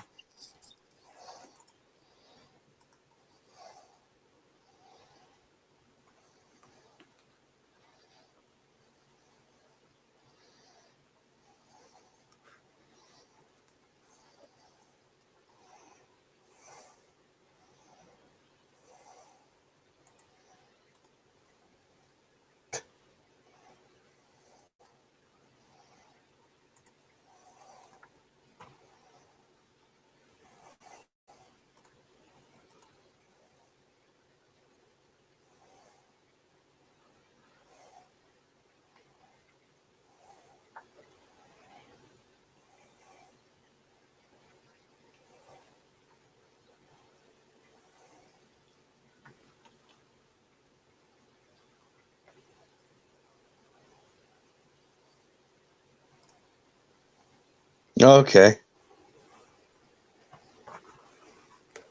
Here's my main trauma bag. Oh, Yeah. nice. It's got Molly all over it. Put it right on the back of my plate carrier or on the backpack. Oh, yeah. And it's got a quick open. Here, That's set my screen here. That's better than mine. Yeah, I've got gauze, pressure bandages, safety glasses, pen, antiseptics, gloves, band-aids, shears, face shield for CPR, quick clot, Celox, iodine, Yeah, iodine. matches, biohazard bag. Very good. That's actually bigger than mine. And then the small one, I don't even remember what I put in this one. Tape, gauze, more bandages, and an ice pack. Those are always good to have. Instant cold packs. I carry warmers. I carry like hand warmers. Oh, I never thought of that. Yeah, I got a bunch of those I could throw in there too. Yeah. Just in case, just in case you've been in hypothermia or shock, you could put them under their armpits and stuff. And around the kidneys too. Kidneys, armpits. Armpits are real good.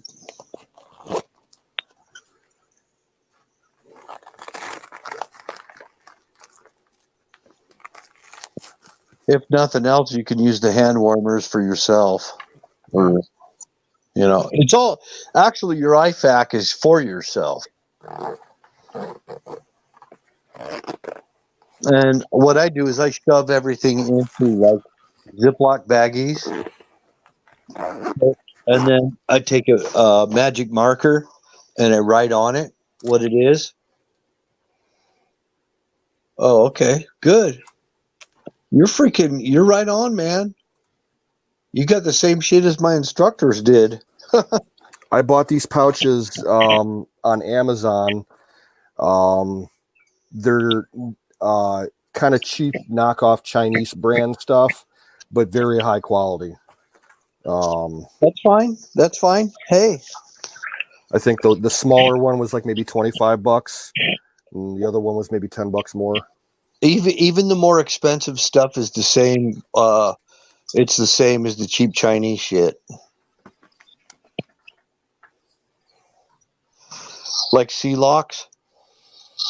If you can get now, I don't know if everybody that's in the chat knows what Celox is for. Probably not. Why don't you explain it? Well, just to tell you, you can actually use Celox on your pets too.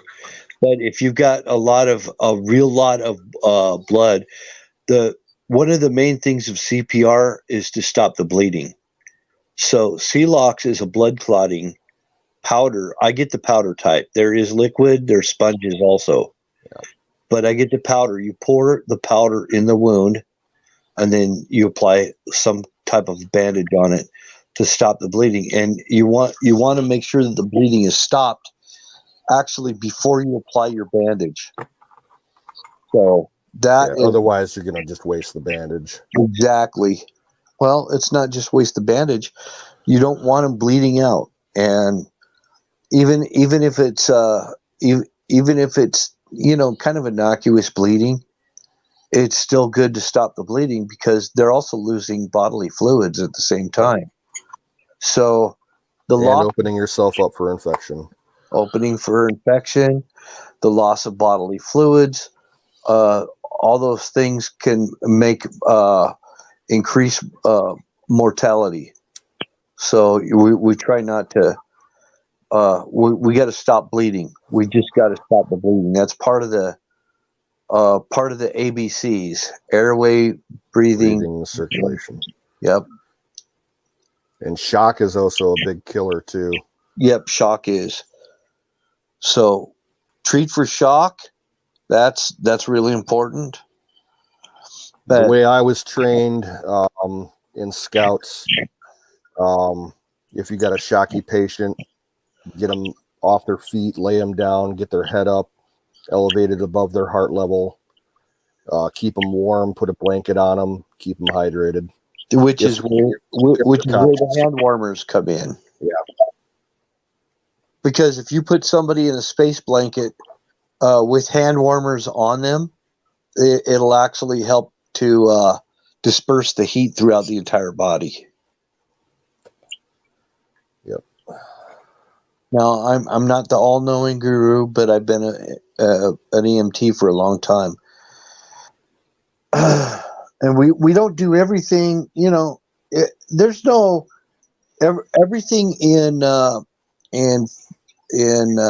first responder is not the same in every state. Yeah.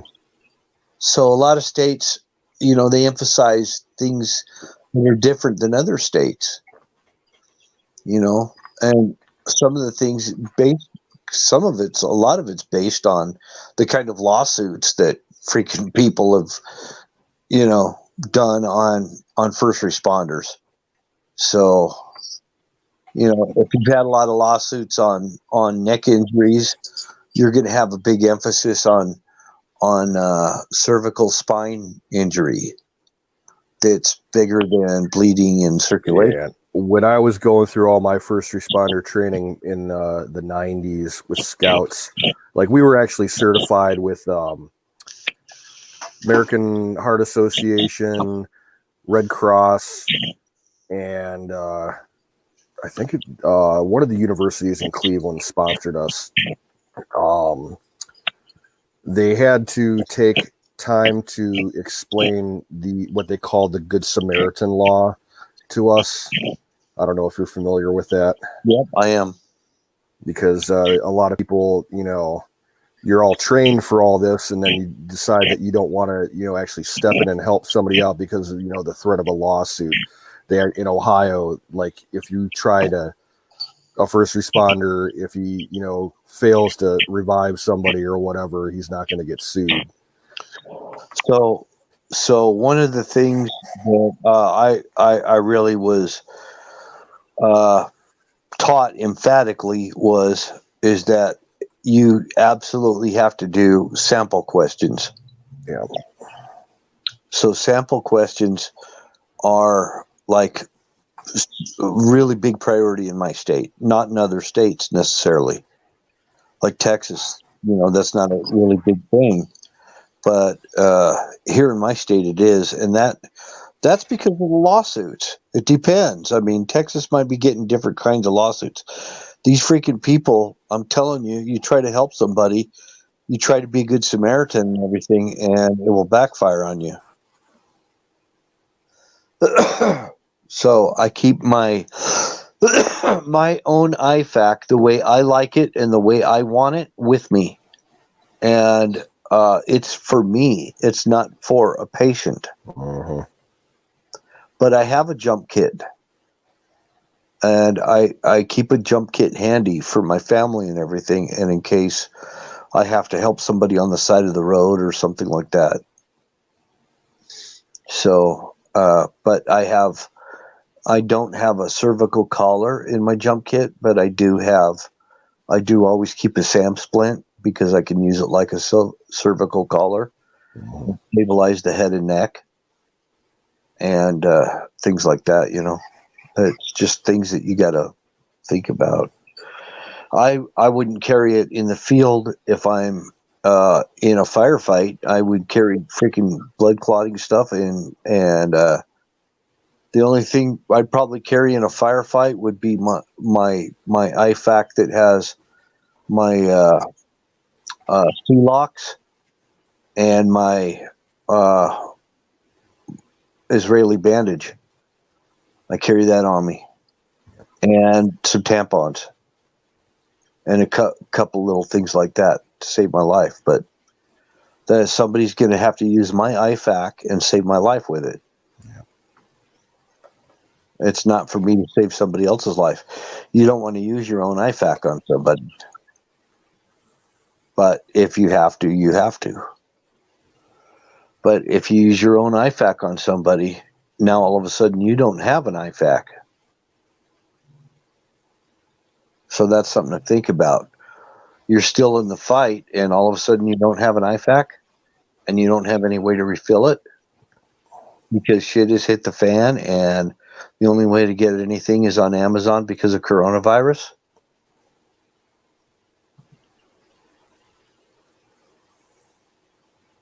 That's something to think about too.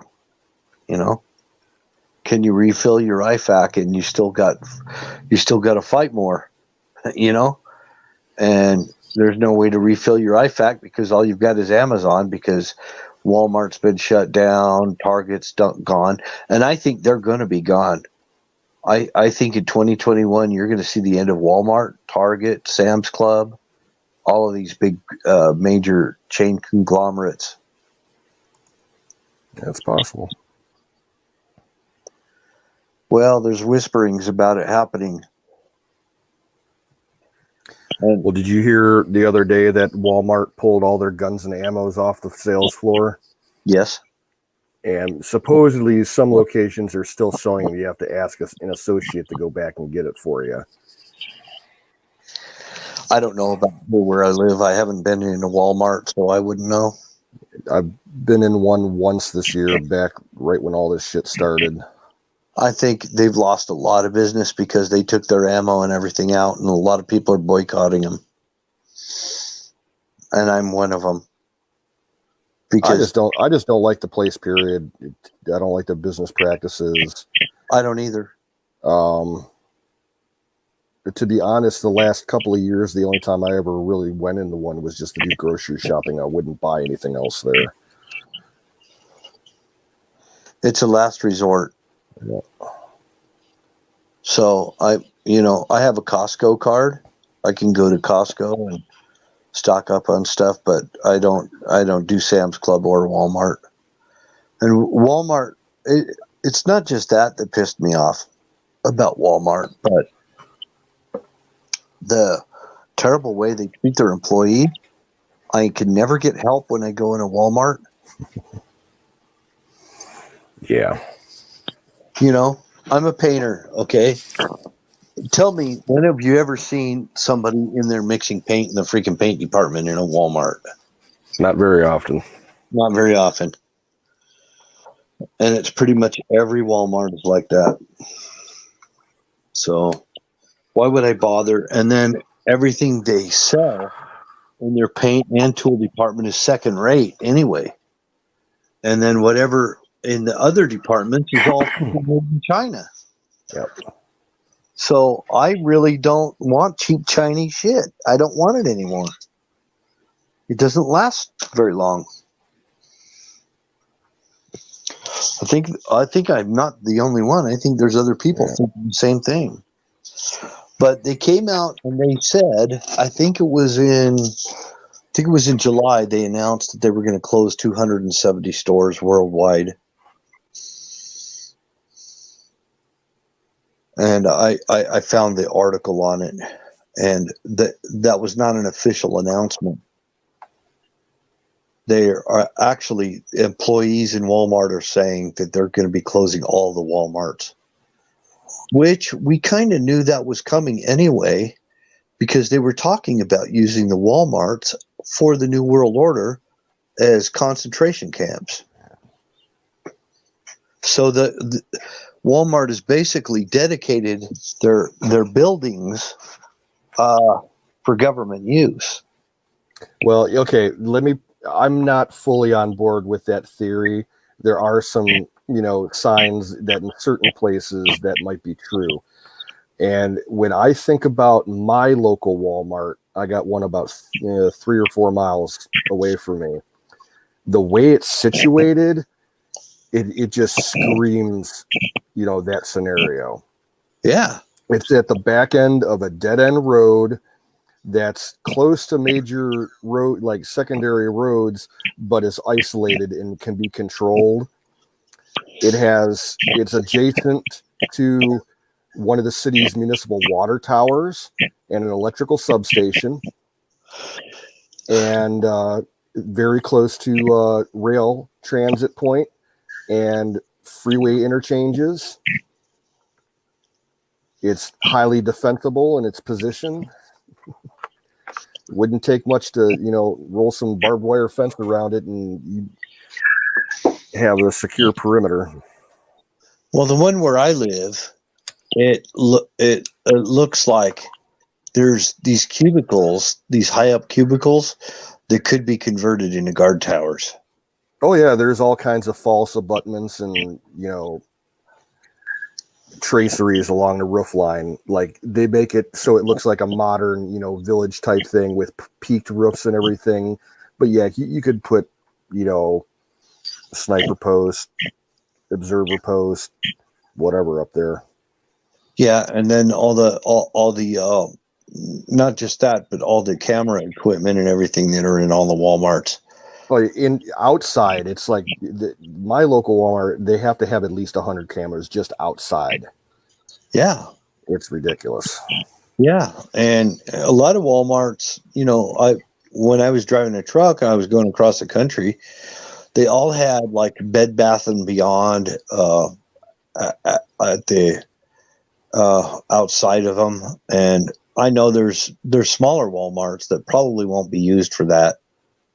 They're what they were trying to. They were going on a blitz, and they were going to build a bunch of neighborhood Walmarts that were, just kind of like a little neighborhood store.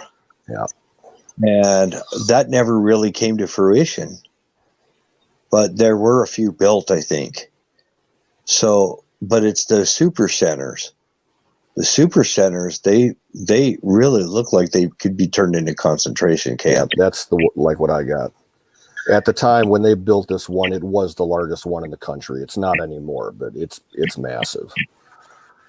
And they said they were going to build smaller ones and super centers, but now they're actually closing them. And all the Kmarts are closed here. Yeah, Kmart's been on the way out around here for a long time. And the buildings are still vacant. And the same with the Sears. We got a whole fucking shopping mall the next town over that hardly has any tenants. They probably got about like 120 empty stores in it.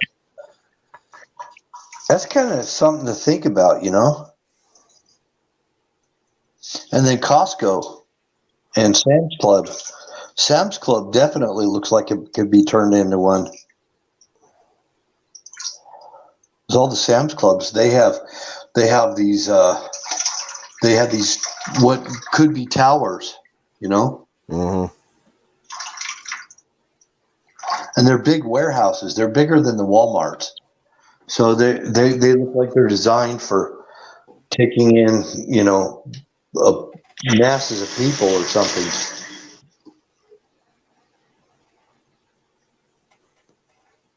Kind of freaky.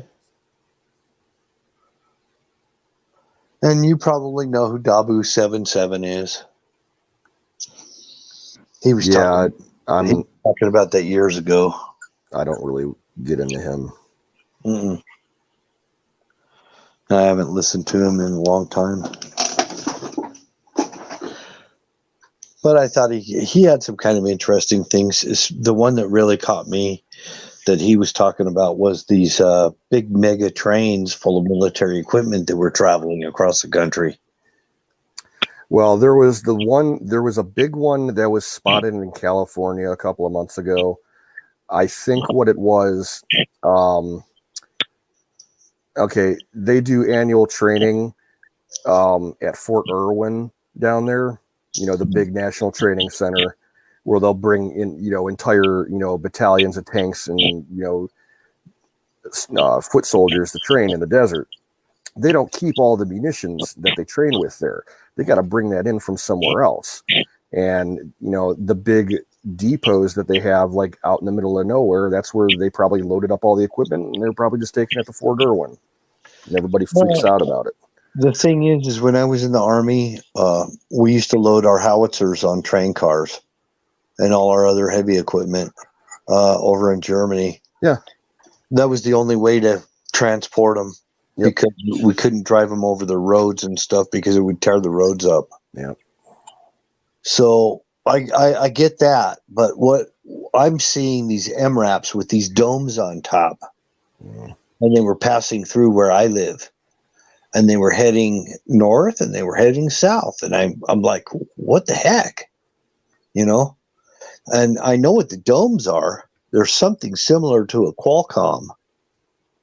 So the dome on the top, they were identical to a Qualcomm system, GPS communication system for autonomous run vehicle.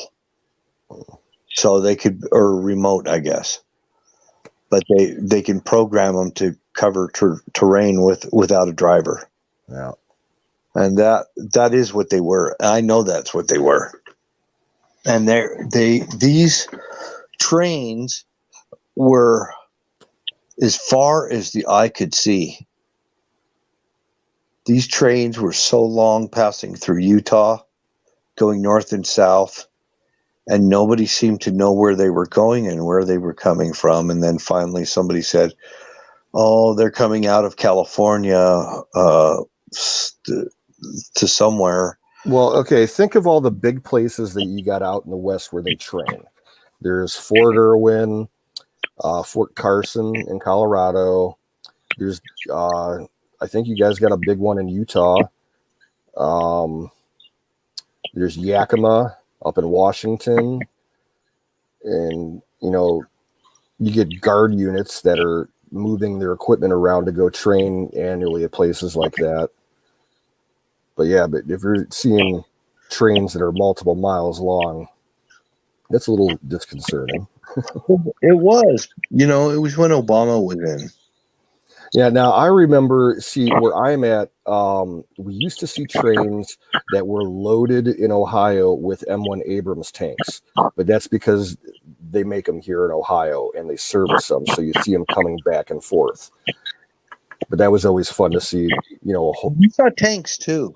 Yeah, like you're like, oh, I think it was like 14 years old when I first saw it. We were heading to a camp out. We got stopped at the railroad crossing. We had to wait for almost half an hour for this train to go by, and it had like 200 Abrams on it. A lot of them were those trucks that had canopies on them.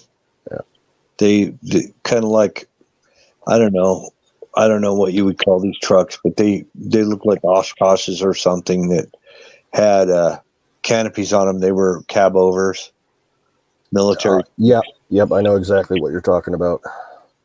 Yeah. They did make some of those as kind of like a cab over with like an extended bay in the back, and some of them were mobile machinist shops.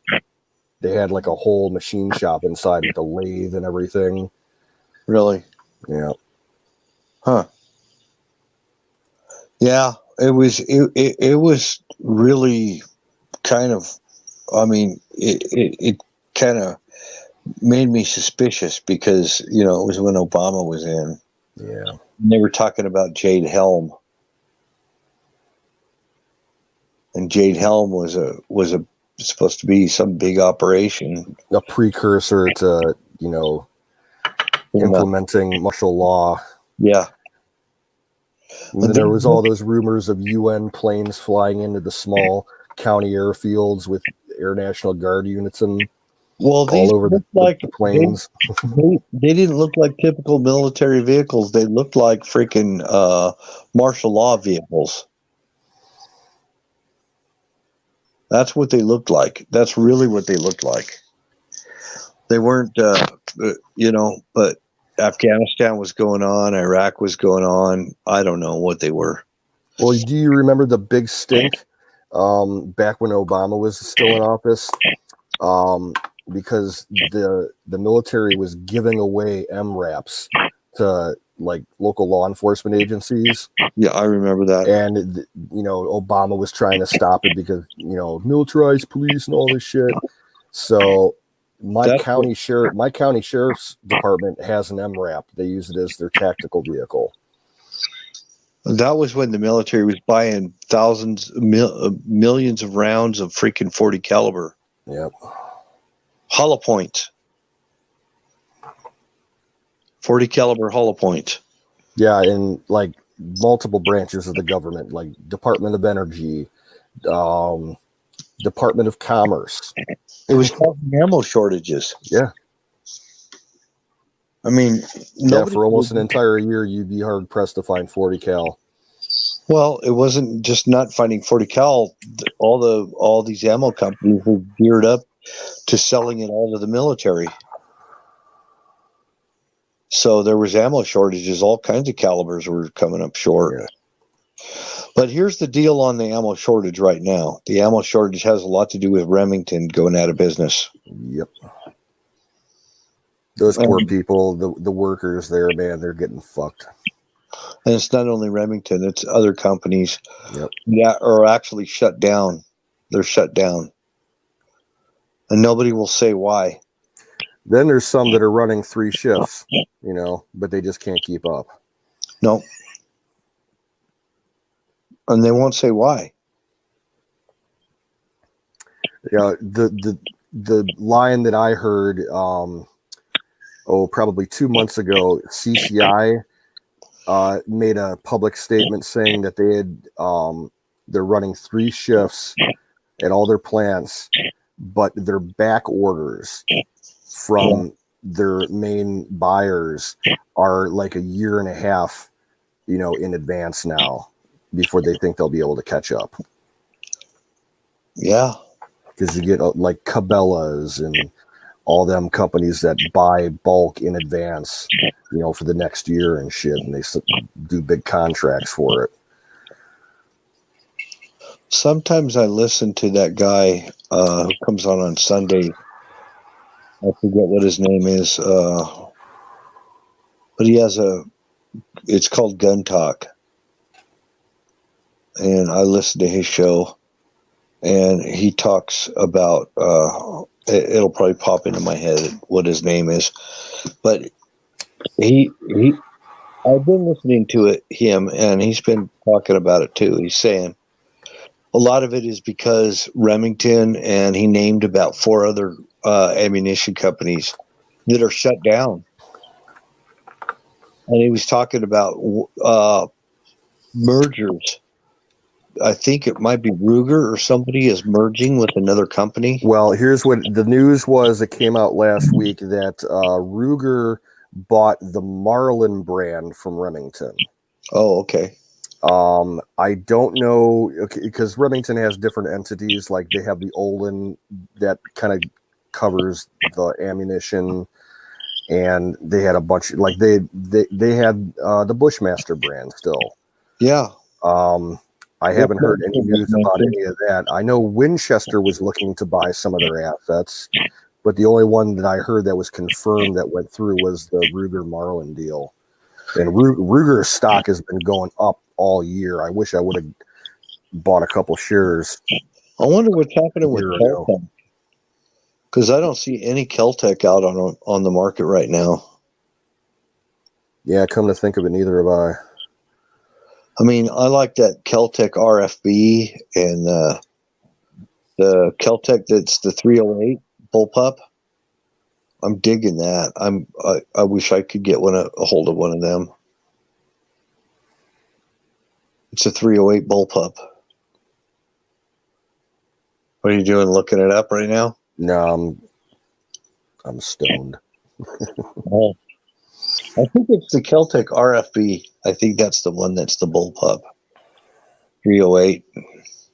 Now, what's the Keltec that folds up? Is that That's a sub 2000. Sub 2000, yeah. That you can get in 9mm 40 and 45, I believe. Now, me personally, if I was going to invest in a pistol caliber carbine, it would be 10 millimeter, so that I could interchange it with my Glock. High Point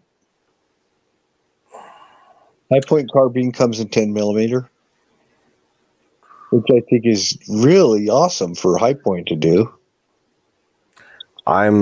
Well, if I could fucking afford it, I'd get a CMMG. They call it the Banshee, I've seen that, yeah. like a little AR 10 millimeter. That thing's sweet. My favorite little sub gun that I think would be just cool as hell is the HK MP5. I fired one of those. It was the MP40 though. It was the 40 cal. I want it in 45. I think that would just be so bitchin'. There's. 'Cause I've always wanted a Tommy gun. Have you ever handled one? I know what they're about. I know they're a They're bitch. heavy. They're heavy. They are. But I always wanted a Tommy gun. I just something badass about a Tommy gun Big old BAR. or a BAR. I'd be happy with that.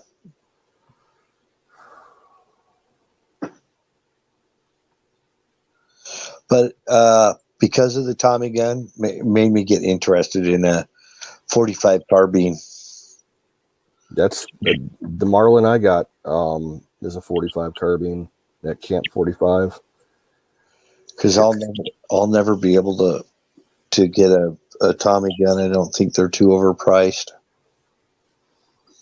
I think they're about $2,800. Oh, there's another company out there that's been kind of hiding in the bushes that you probably don't know about. You may know about them. You ever heard of Hill and Mac? No. Okay. Hill and Mac bought the patent and for the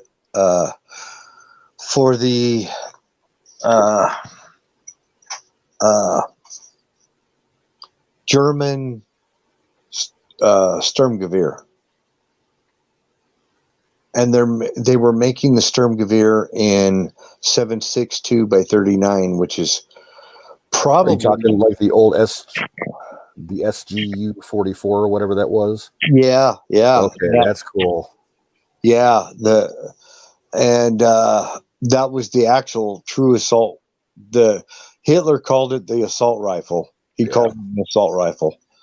But anyway, Hill and Mac is making them. So I don't know if they're in mass production yet or not, but they were making them, and when they started, they were, really cheap price point, and now they've really jacked up their price on them. But if you got one, the true caliber for it would be the 8 millimeter Kurtz. That's what, and they were making it in that caliber, but the 8 millimeter Kurtz is not a whole lot different ballistically than the 7.62 by 39. So I thought, shit, I'll just get the 7.62 by 39 once I get rich and become like Donald Trump. You know what you might want to look into? You could probably get a, do you know what a C&R license is?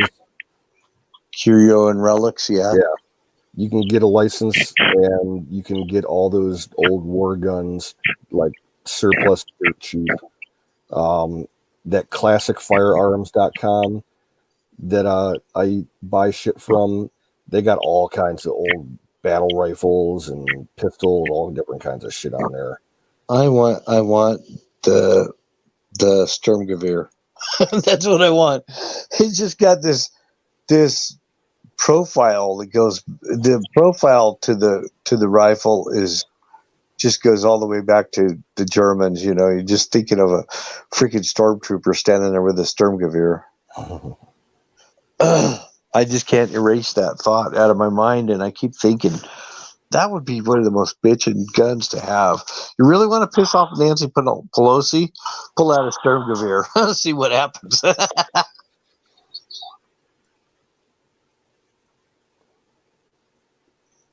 Yeah, Classic. I'm looking at their site right now. their big deal that they got for surplus. Italian M91 Carcanos. Oh yeah. Let's see how much they want for them. Carcano Cavalry Carbine, 6.5. Yeah, but it's a wacky caliber. Yeah, 270 base price. Yeah, and it also shoots a wacky caliber. Yeah, not very common. You won't find ammo for it. That's why I did never buy that Russian revolver, because it was a wacky caliber. I like the Russian revolver. They got those Wiz's rifle, that old 303 he's got. They got those for 400. Yeah, they're pretty good. And the Fields, yeah. They're right on par with 30-06.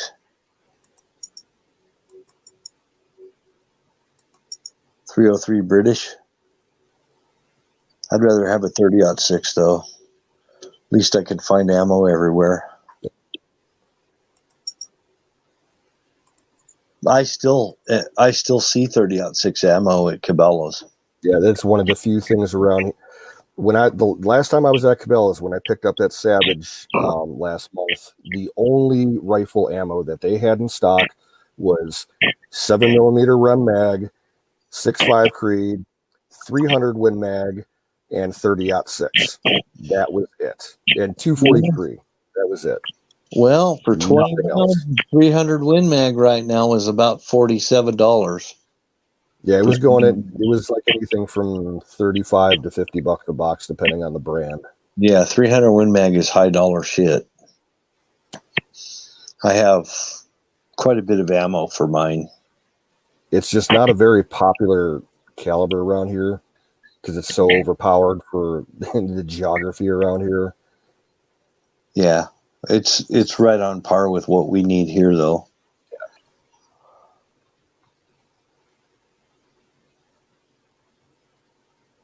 Maybe they got their contest they're running right now is for a DSA SA-58 FAL battle rifle. Hey, the old FM. I would get a FAL. Yeah. I will highly recommend a FAL to anybody who might be watching the chat.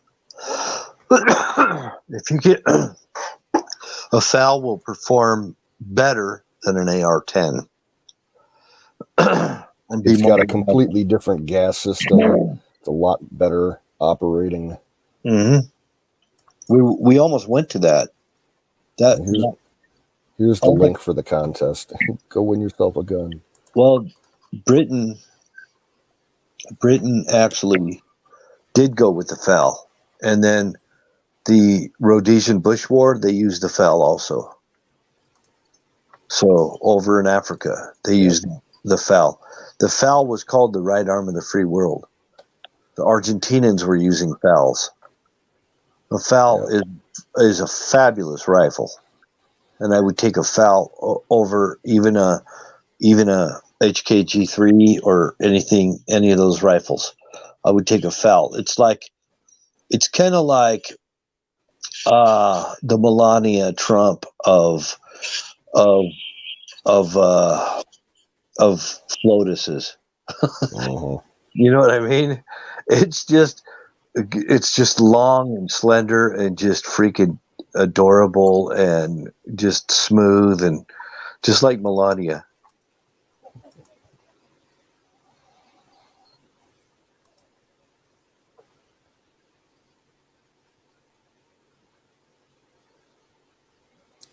You get a Yugoslavian M48 8mm Mauser for 400. That is the bomb right there. Yeah, I've always liked the Mausers. I'm a fan of it. I own one. I have the M2447. Cool. And it's right on par with the German K98. Except the only difference is the straight out bolt. Yeah. I think mine was actually a capture rifle. and it was captured and then modified. And they come out of Zastava, which is the Serbian company. Do the markings match? Yep, I have matching numbers. I did blue my bolt and my bolt handle because I didn't want it to shine. And I also added a World War I trench magazine to it. So instead of a 5-round mag, I've got a 25-round mag.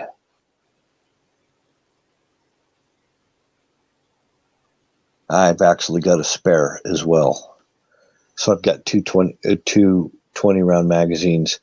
So you've got five in the box and 20 more in the can.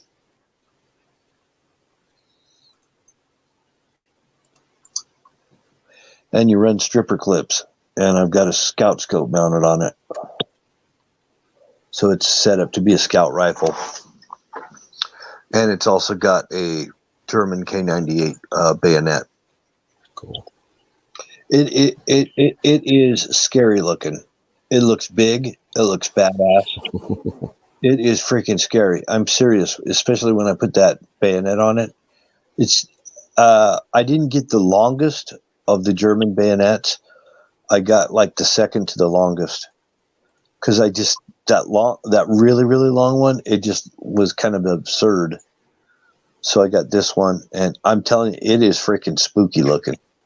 Scare the living shit out of you just looking at it.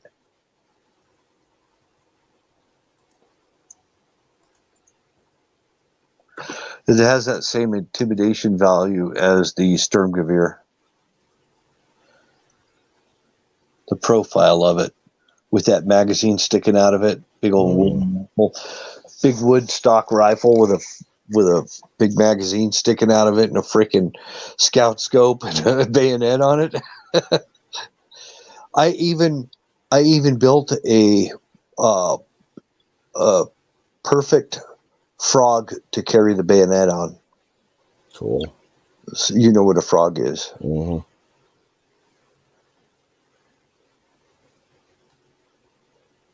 So it's got a really nice leather frog, and it's got the leather magazine pouches for it. I bought the leather magazine pouches, which they're not magazine pouches; they're stripper clip pouches. So it carries 4 stripper clips per pouch.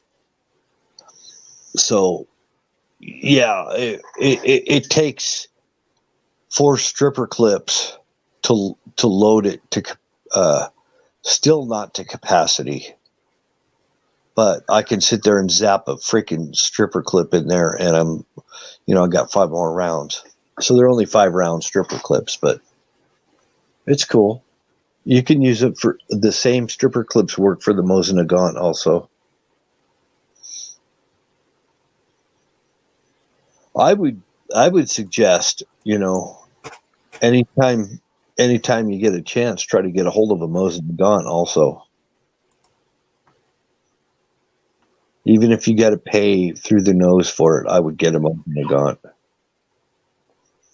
We got millions of them in the country in circulation right now, and nobody's selling them because they know that the value of them just keeps going up. Yeah, I'll be back in a minute. Yep.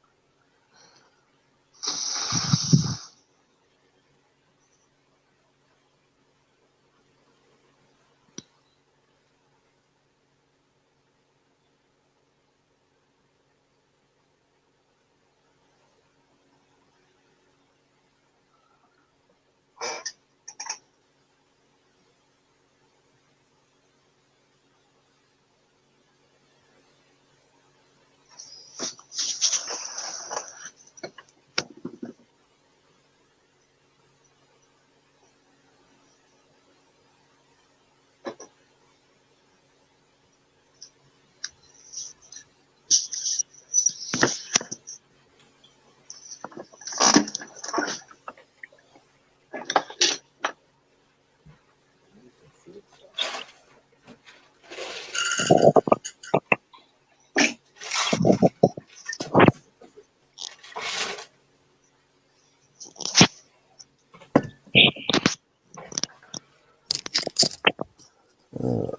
back.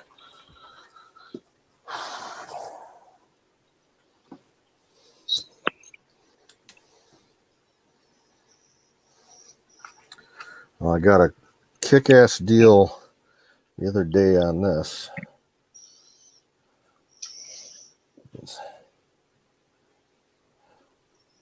Can you see it? Yeah. 22 shorts, $1.99 a box. Oh, wow. Considering that 22 is really hard to find around here right now, I thought that was pretty good. Yeah, dude. Aguila ammo is actually good stuff. Yeah, I think I've had like maybe 2 or 3, non-flyers out of like a case. It's as good as any ammo that's ever been out there, if not better. So it's made in Mexico, though. Yep. They the bullets on these are only 29 grains. Subsonic, I think they're only like maybe 450 feet per second. Man, that's another thing. Okay, the amount of ammo that you can carry on you if you're running a 22. Yeah, it's ridiculous. Yeah, and it's if you need to start prepping and you don't have anything, a 22 is a good way to go. Yeah. You can hunt with it, you feed yourself, you can defend yourself. Yeah. Exactly. And if you got multiple assailants coming after you, at least you'll have plenty of ammo to fend them off. I personally, if you think about it, there's something in tactical training. They talk about something called suppressive fire. So if you could keep a steady, suppressive fire going with 22, it's as good as if it was 30-06. Yeah.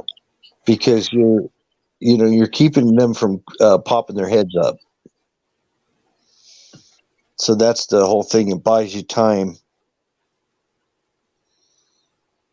So I would definitely, if I was just starting to prep right now, I would be looking at 22 more than any other caliber.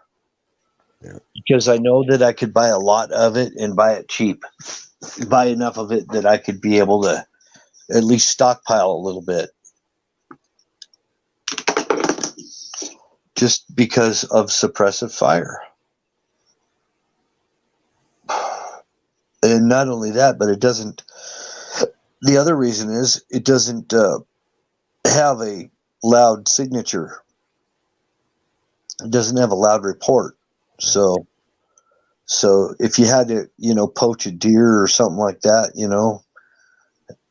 pull out the 22 and take the deer out because it will penetrate flesh.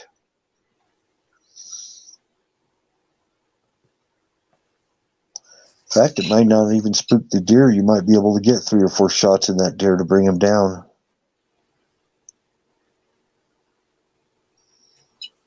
So I would recommend anybody that doesn't have any guns at all, just go get a 22 and get a bunch of ammo.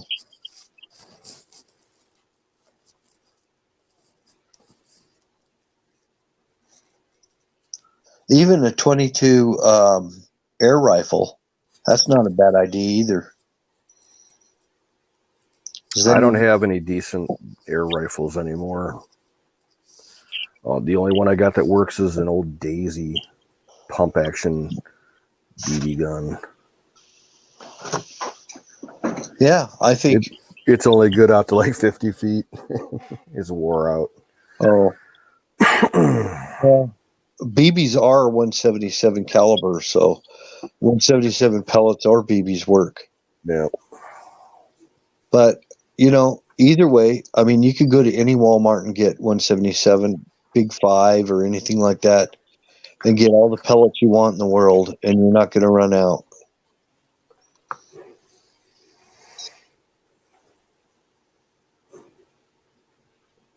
Nobody wants to get shot with a 177 pellet. And I can tell you firsthand, I shot somebody in the butt one time when I was a kid with a BB with my Daisy BB gun, and it embedded in his freaking butt. How do I know? Because his mom brought him over and showed my mom his butt, and I got my BB gun taken away from me. I got hit with a Ricochet 177 BB from about 30 feet, and it stung. Oh yeah, they'll raise a welt on you if it's in thick clothes, but if your clothes aren't thick, you know, they're just wearing a hoodie or something, a freaking BB will go right through it. Even from just a crappy little CO2 BB that's like 450 feet per second velocity, that will go through a hoodie, it'll go through a shirt, and it'll go in your flesh. You're going to have to dig that sucker out. They're not fun. But I sniped this kid. I sniped him. I was hiding in a tree. Well, he busted my head open with a dirt clod. So I figured that was my revenge. And then my mom hid my BB gun, and I went and found it in her closet when she was gone. And I stole it back from my mom. And then I commenced to shooting out my cousin's neighbor's Christmas lights on the side of their house. Every single freaking light I shot out. Every single light.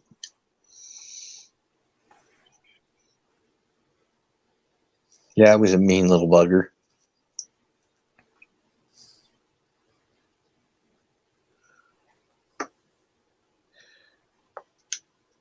Nice thing about it is nobody could hear it. It's just like, pop, there goes another light. Pop, there goes another light.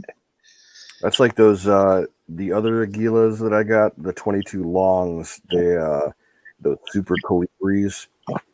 Yeah. Those things in my bolt action 22s, it's so fucking it's just like a BB gun.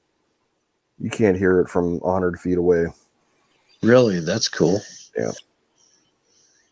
I have a pellet gun. I think it's made by Victorinox. Okay. Swiss Army.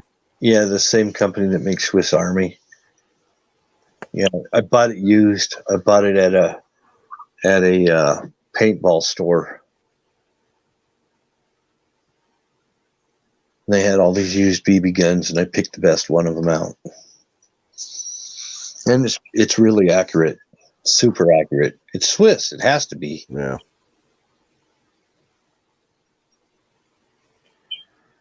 I used to have a couple Victorinox Swiss Army knives over the years. I lost them all, but they were always good knives.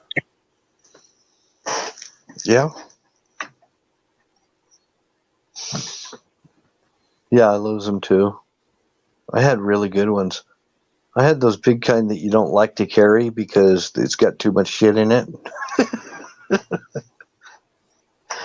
mean, I never figured out what to use the corkscrew for. That's for when you pull out a bottle of wine for your honey in your canoe. It was like, why did they include a corkscrew? And then remember that they used to put the screwdriver with the little bit inside the corkscrew, like in a plastic fitting that fit the corkscrew. Yes. And then they had other stupid stuff on it, like tweezers that didn't work. And oh, I loved my tweezers. And the little scissors were pretty good too. My tweezers always broke. The toothpick was kind of stupid. The toothpick was pretty stupid, yes. But hey, if you were out, in the boonies and you had no toothbrush or anything, it's better than nothing. I think the things that I used the most on mine were like the screwdriver heads and the can opener. Yeah. But the fork and the spoon, Do you ever remember those ones? I'd never owned one of those. How could you eat a meal with the fork and the spoon and they're connected to the same instrument, you know? I don't know. Or cut a steak. You know, you're trying to cut a steak, but your fork is on the other side and you can't cut with it, you know? That's kind of lame. So you use the knife and whittle yourself another fork. Well, that's actually what I got instead of the Boy Scout knife was a Swiss Army knife. When I was in Boy Scouts. Because you could get the Boy Scout knife with this fork and the spoon on it. Yeah. Which I thought they were just lame. And it seemed like I could get more use out of a Swiss Army knife. But now they're expensive. They used to be cheap. They were cheaper than Boy Scout knives.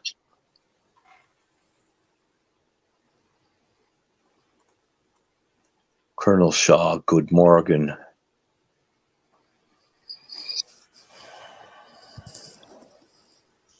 Miriam, good morning.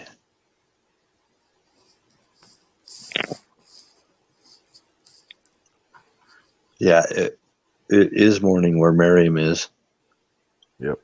It's only 11:44 here. Yeah, it's 1:44 here. I usually go to bed pretty early. I'm not a night owl like some of these people. I think I'll keep it going for another 15 minutes and I'll call it a night. Yeah. They're all talking Dutch here. Guten Morgen. Guten Tag.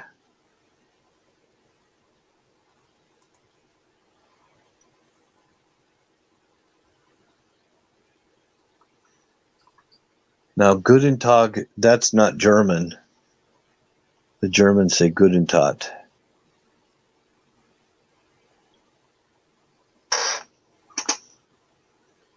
Oh. I just got a notification from Blazing Press. Civil unrest and riots in Vancouver, Washington. That's right across the river from Portland. Yep.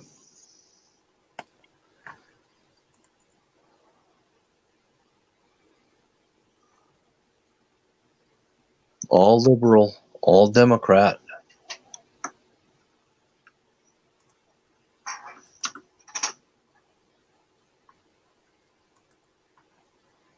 I think Colonel Shaw, he's got to have some good fishing over there.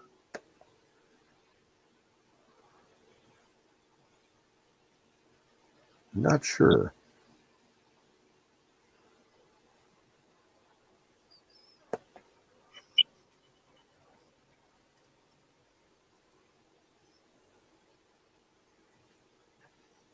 They've got all those canals and stuff over there True. that connect to the ocean. So there's probably a lot of fish like perch and who knows. Well, he went to some parks earlier this year on camera when he was driving around. He went to like, I think he was bird watching, and there was some places that he went to that had a lot of like ponds and little streams and shit. I saw that.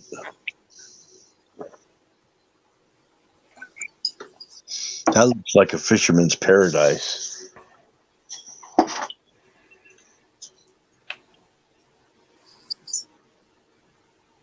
Wonder if they get salmon. Don't know.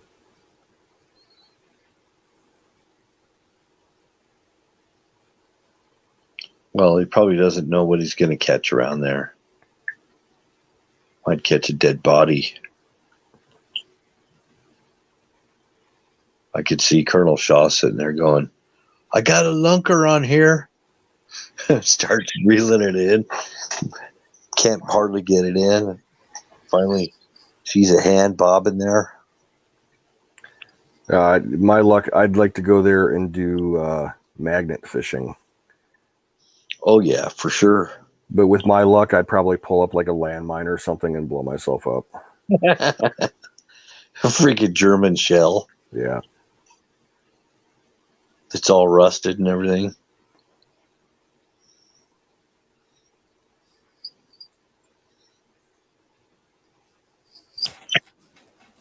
I saw a video a couple weeks ago. They found a big ass unexploded bomb from World War II.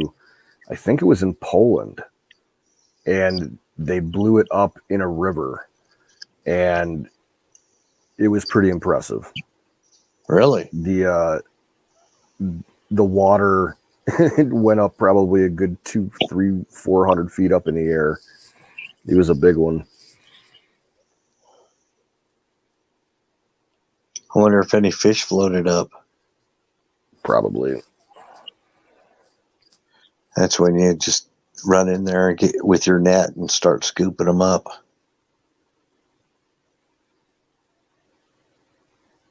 I actually did that before. Yes, I did. I was scared too. Thought I was going to get turned in or something. But, the weird thing is, your charge, it sinks down to the bottom. That's where you're going to get your fish, because most of them are down on the bottom. Yeah. And then you just, you get a ground and a positive, and you just tap your battery with your positive lead, and kablamo.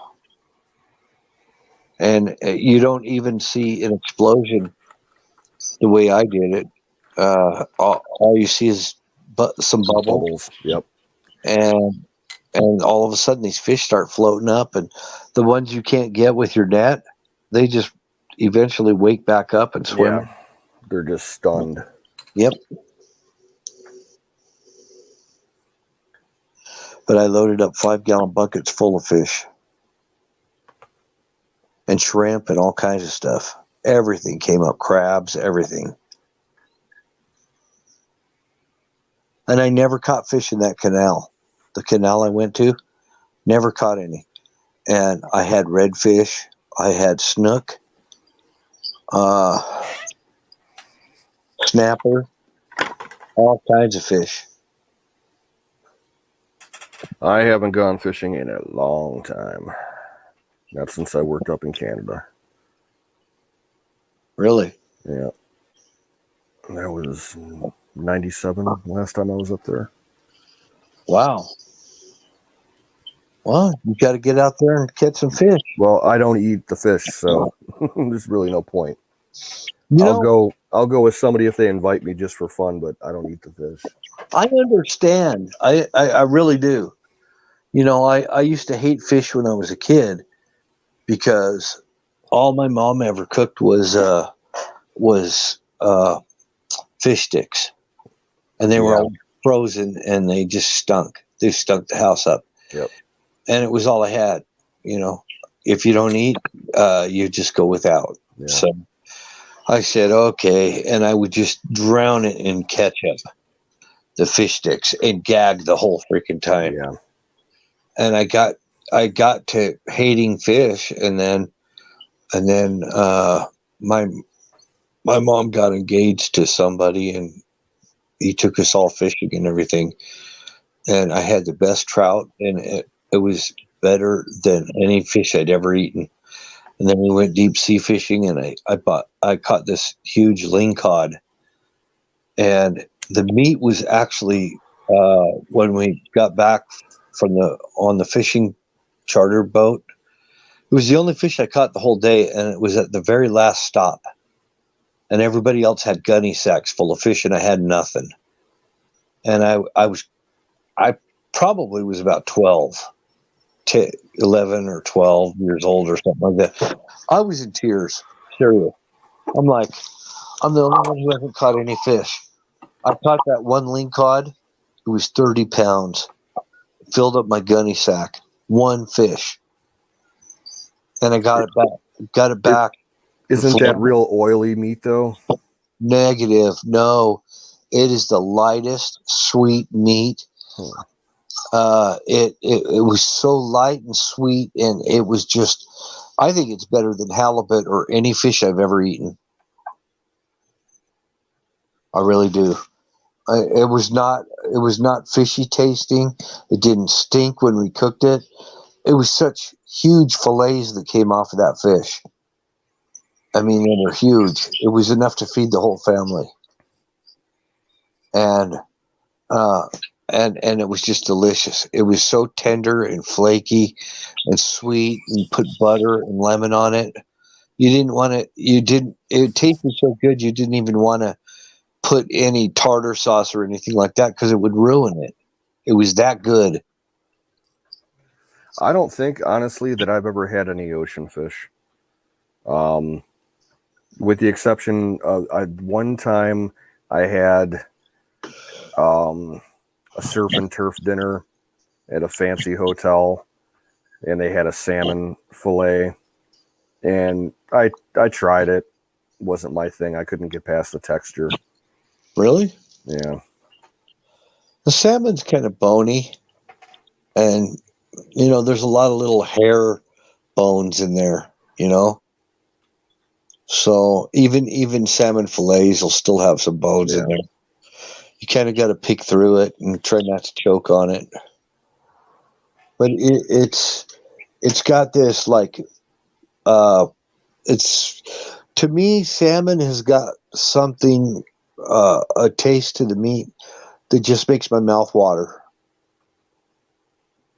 And trout, same way.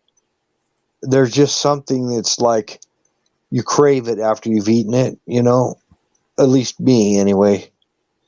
And I didn't like fish.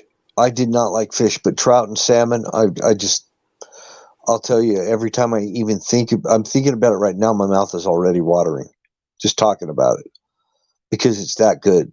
I mean, and it's weird because there's not a lot of food that is that way. I hate tilapia. I'm not a fan of tilapia at all. It tastes like mud or soap or something. I don't know. It doesn't taste right. So I don't like those utility meat type of fish, like pollock and freaking tilapia and stuff like that. They just don't appeal to me that much. So I was picky about fish. I didn't like fish, but there are certain fish that are awesome. Shark, it is just like eating a steak. I've had shark steaks, and you can barbecue them just like you do a steak. It's red meat. It doesn't taste like fish. It just tastes like meat, and it's really good. And I've actually had swordfish before, and I think shark is right on par with swordfish. So, I mean, I've had a lot of different kinds of fish. Never had grouper, even though I lived in Florida. I never ate grouper, and everybody says it's the best fish in the entire ocean. So, but I've never eaten it.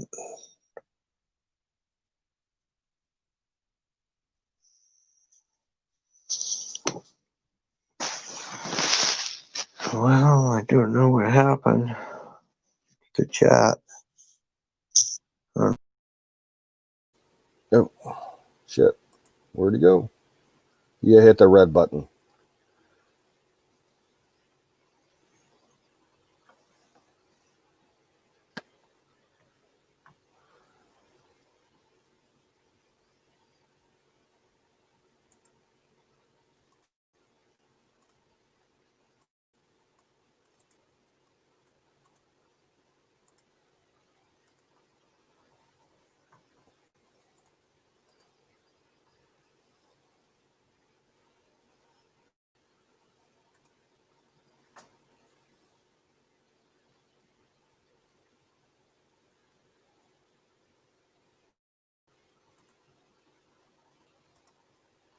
I'll wait another couple minutes and see if Bill comes back, but I'll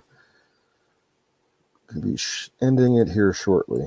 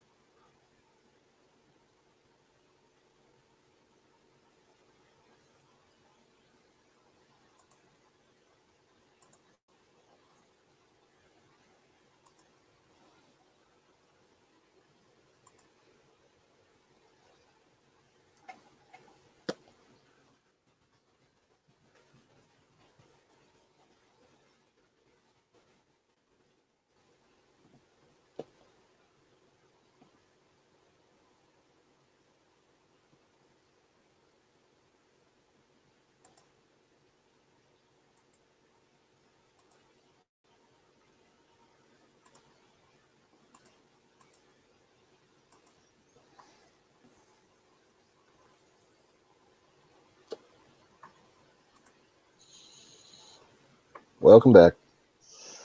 Yeah, I don't know what happened. Well, I'm going to be shutting down here in a minute anyway, so Kay is still running live on her stream. She's actually got a bunch of people over there right now. Why there's only 5 people in chat. Yeah, she's got AZ and Battery over there, and Queen of Conspiracy. So if anybody wants to keep chatting somewhere, there's the link for Kay's chat.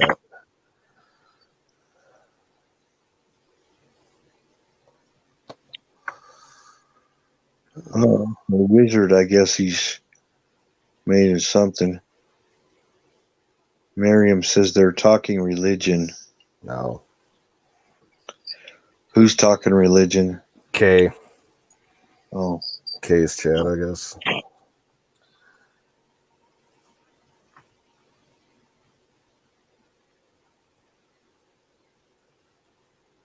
don't think she got suspended. She was live just a couple seconds ago. huh. So, all right. I'm shutting her down. Okay. Good talking to you, Bill. Yep, same here. Always a fun conversation. Right on. Everybody in the chat, thanks for dropping in, and we will catch you later. Good night.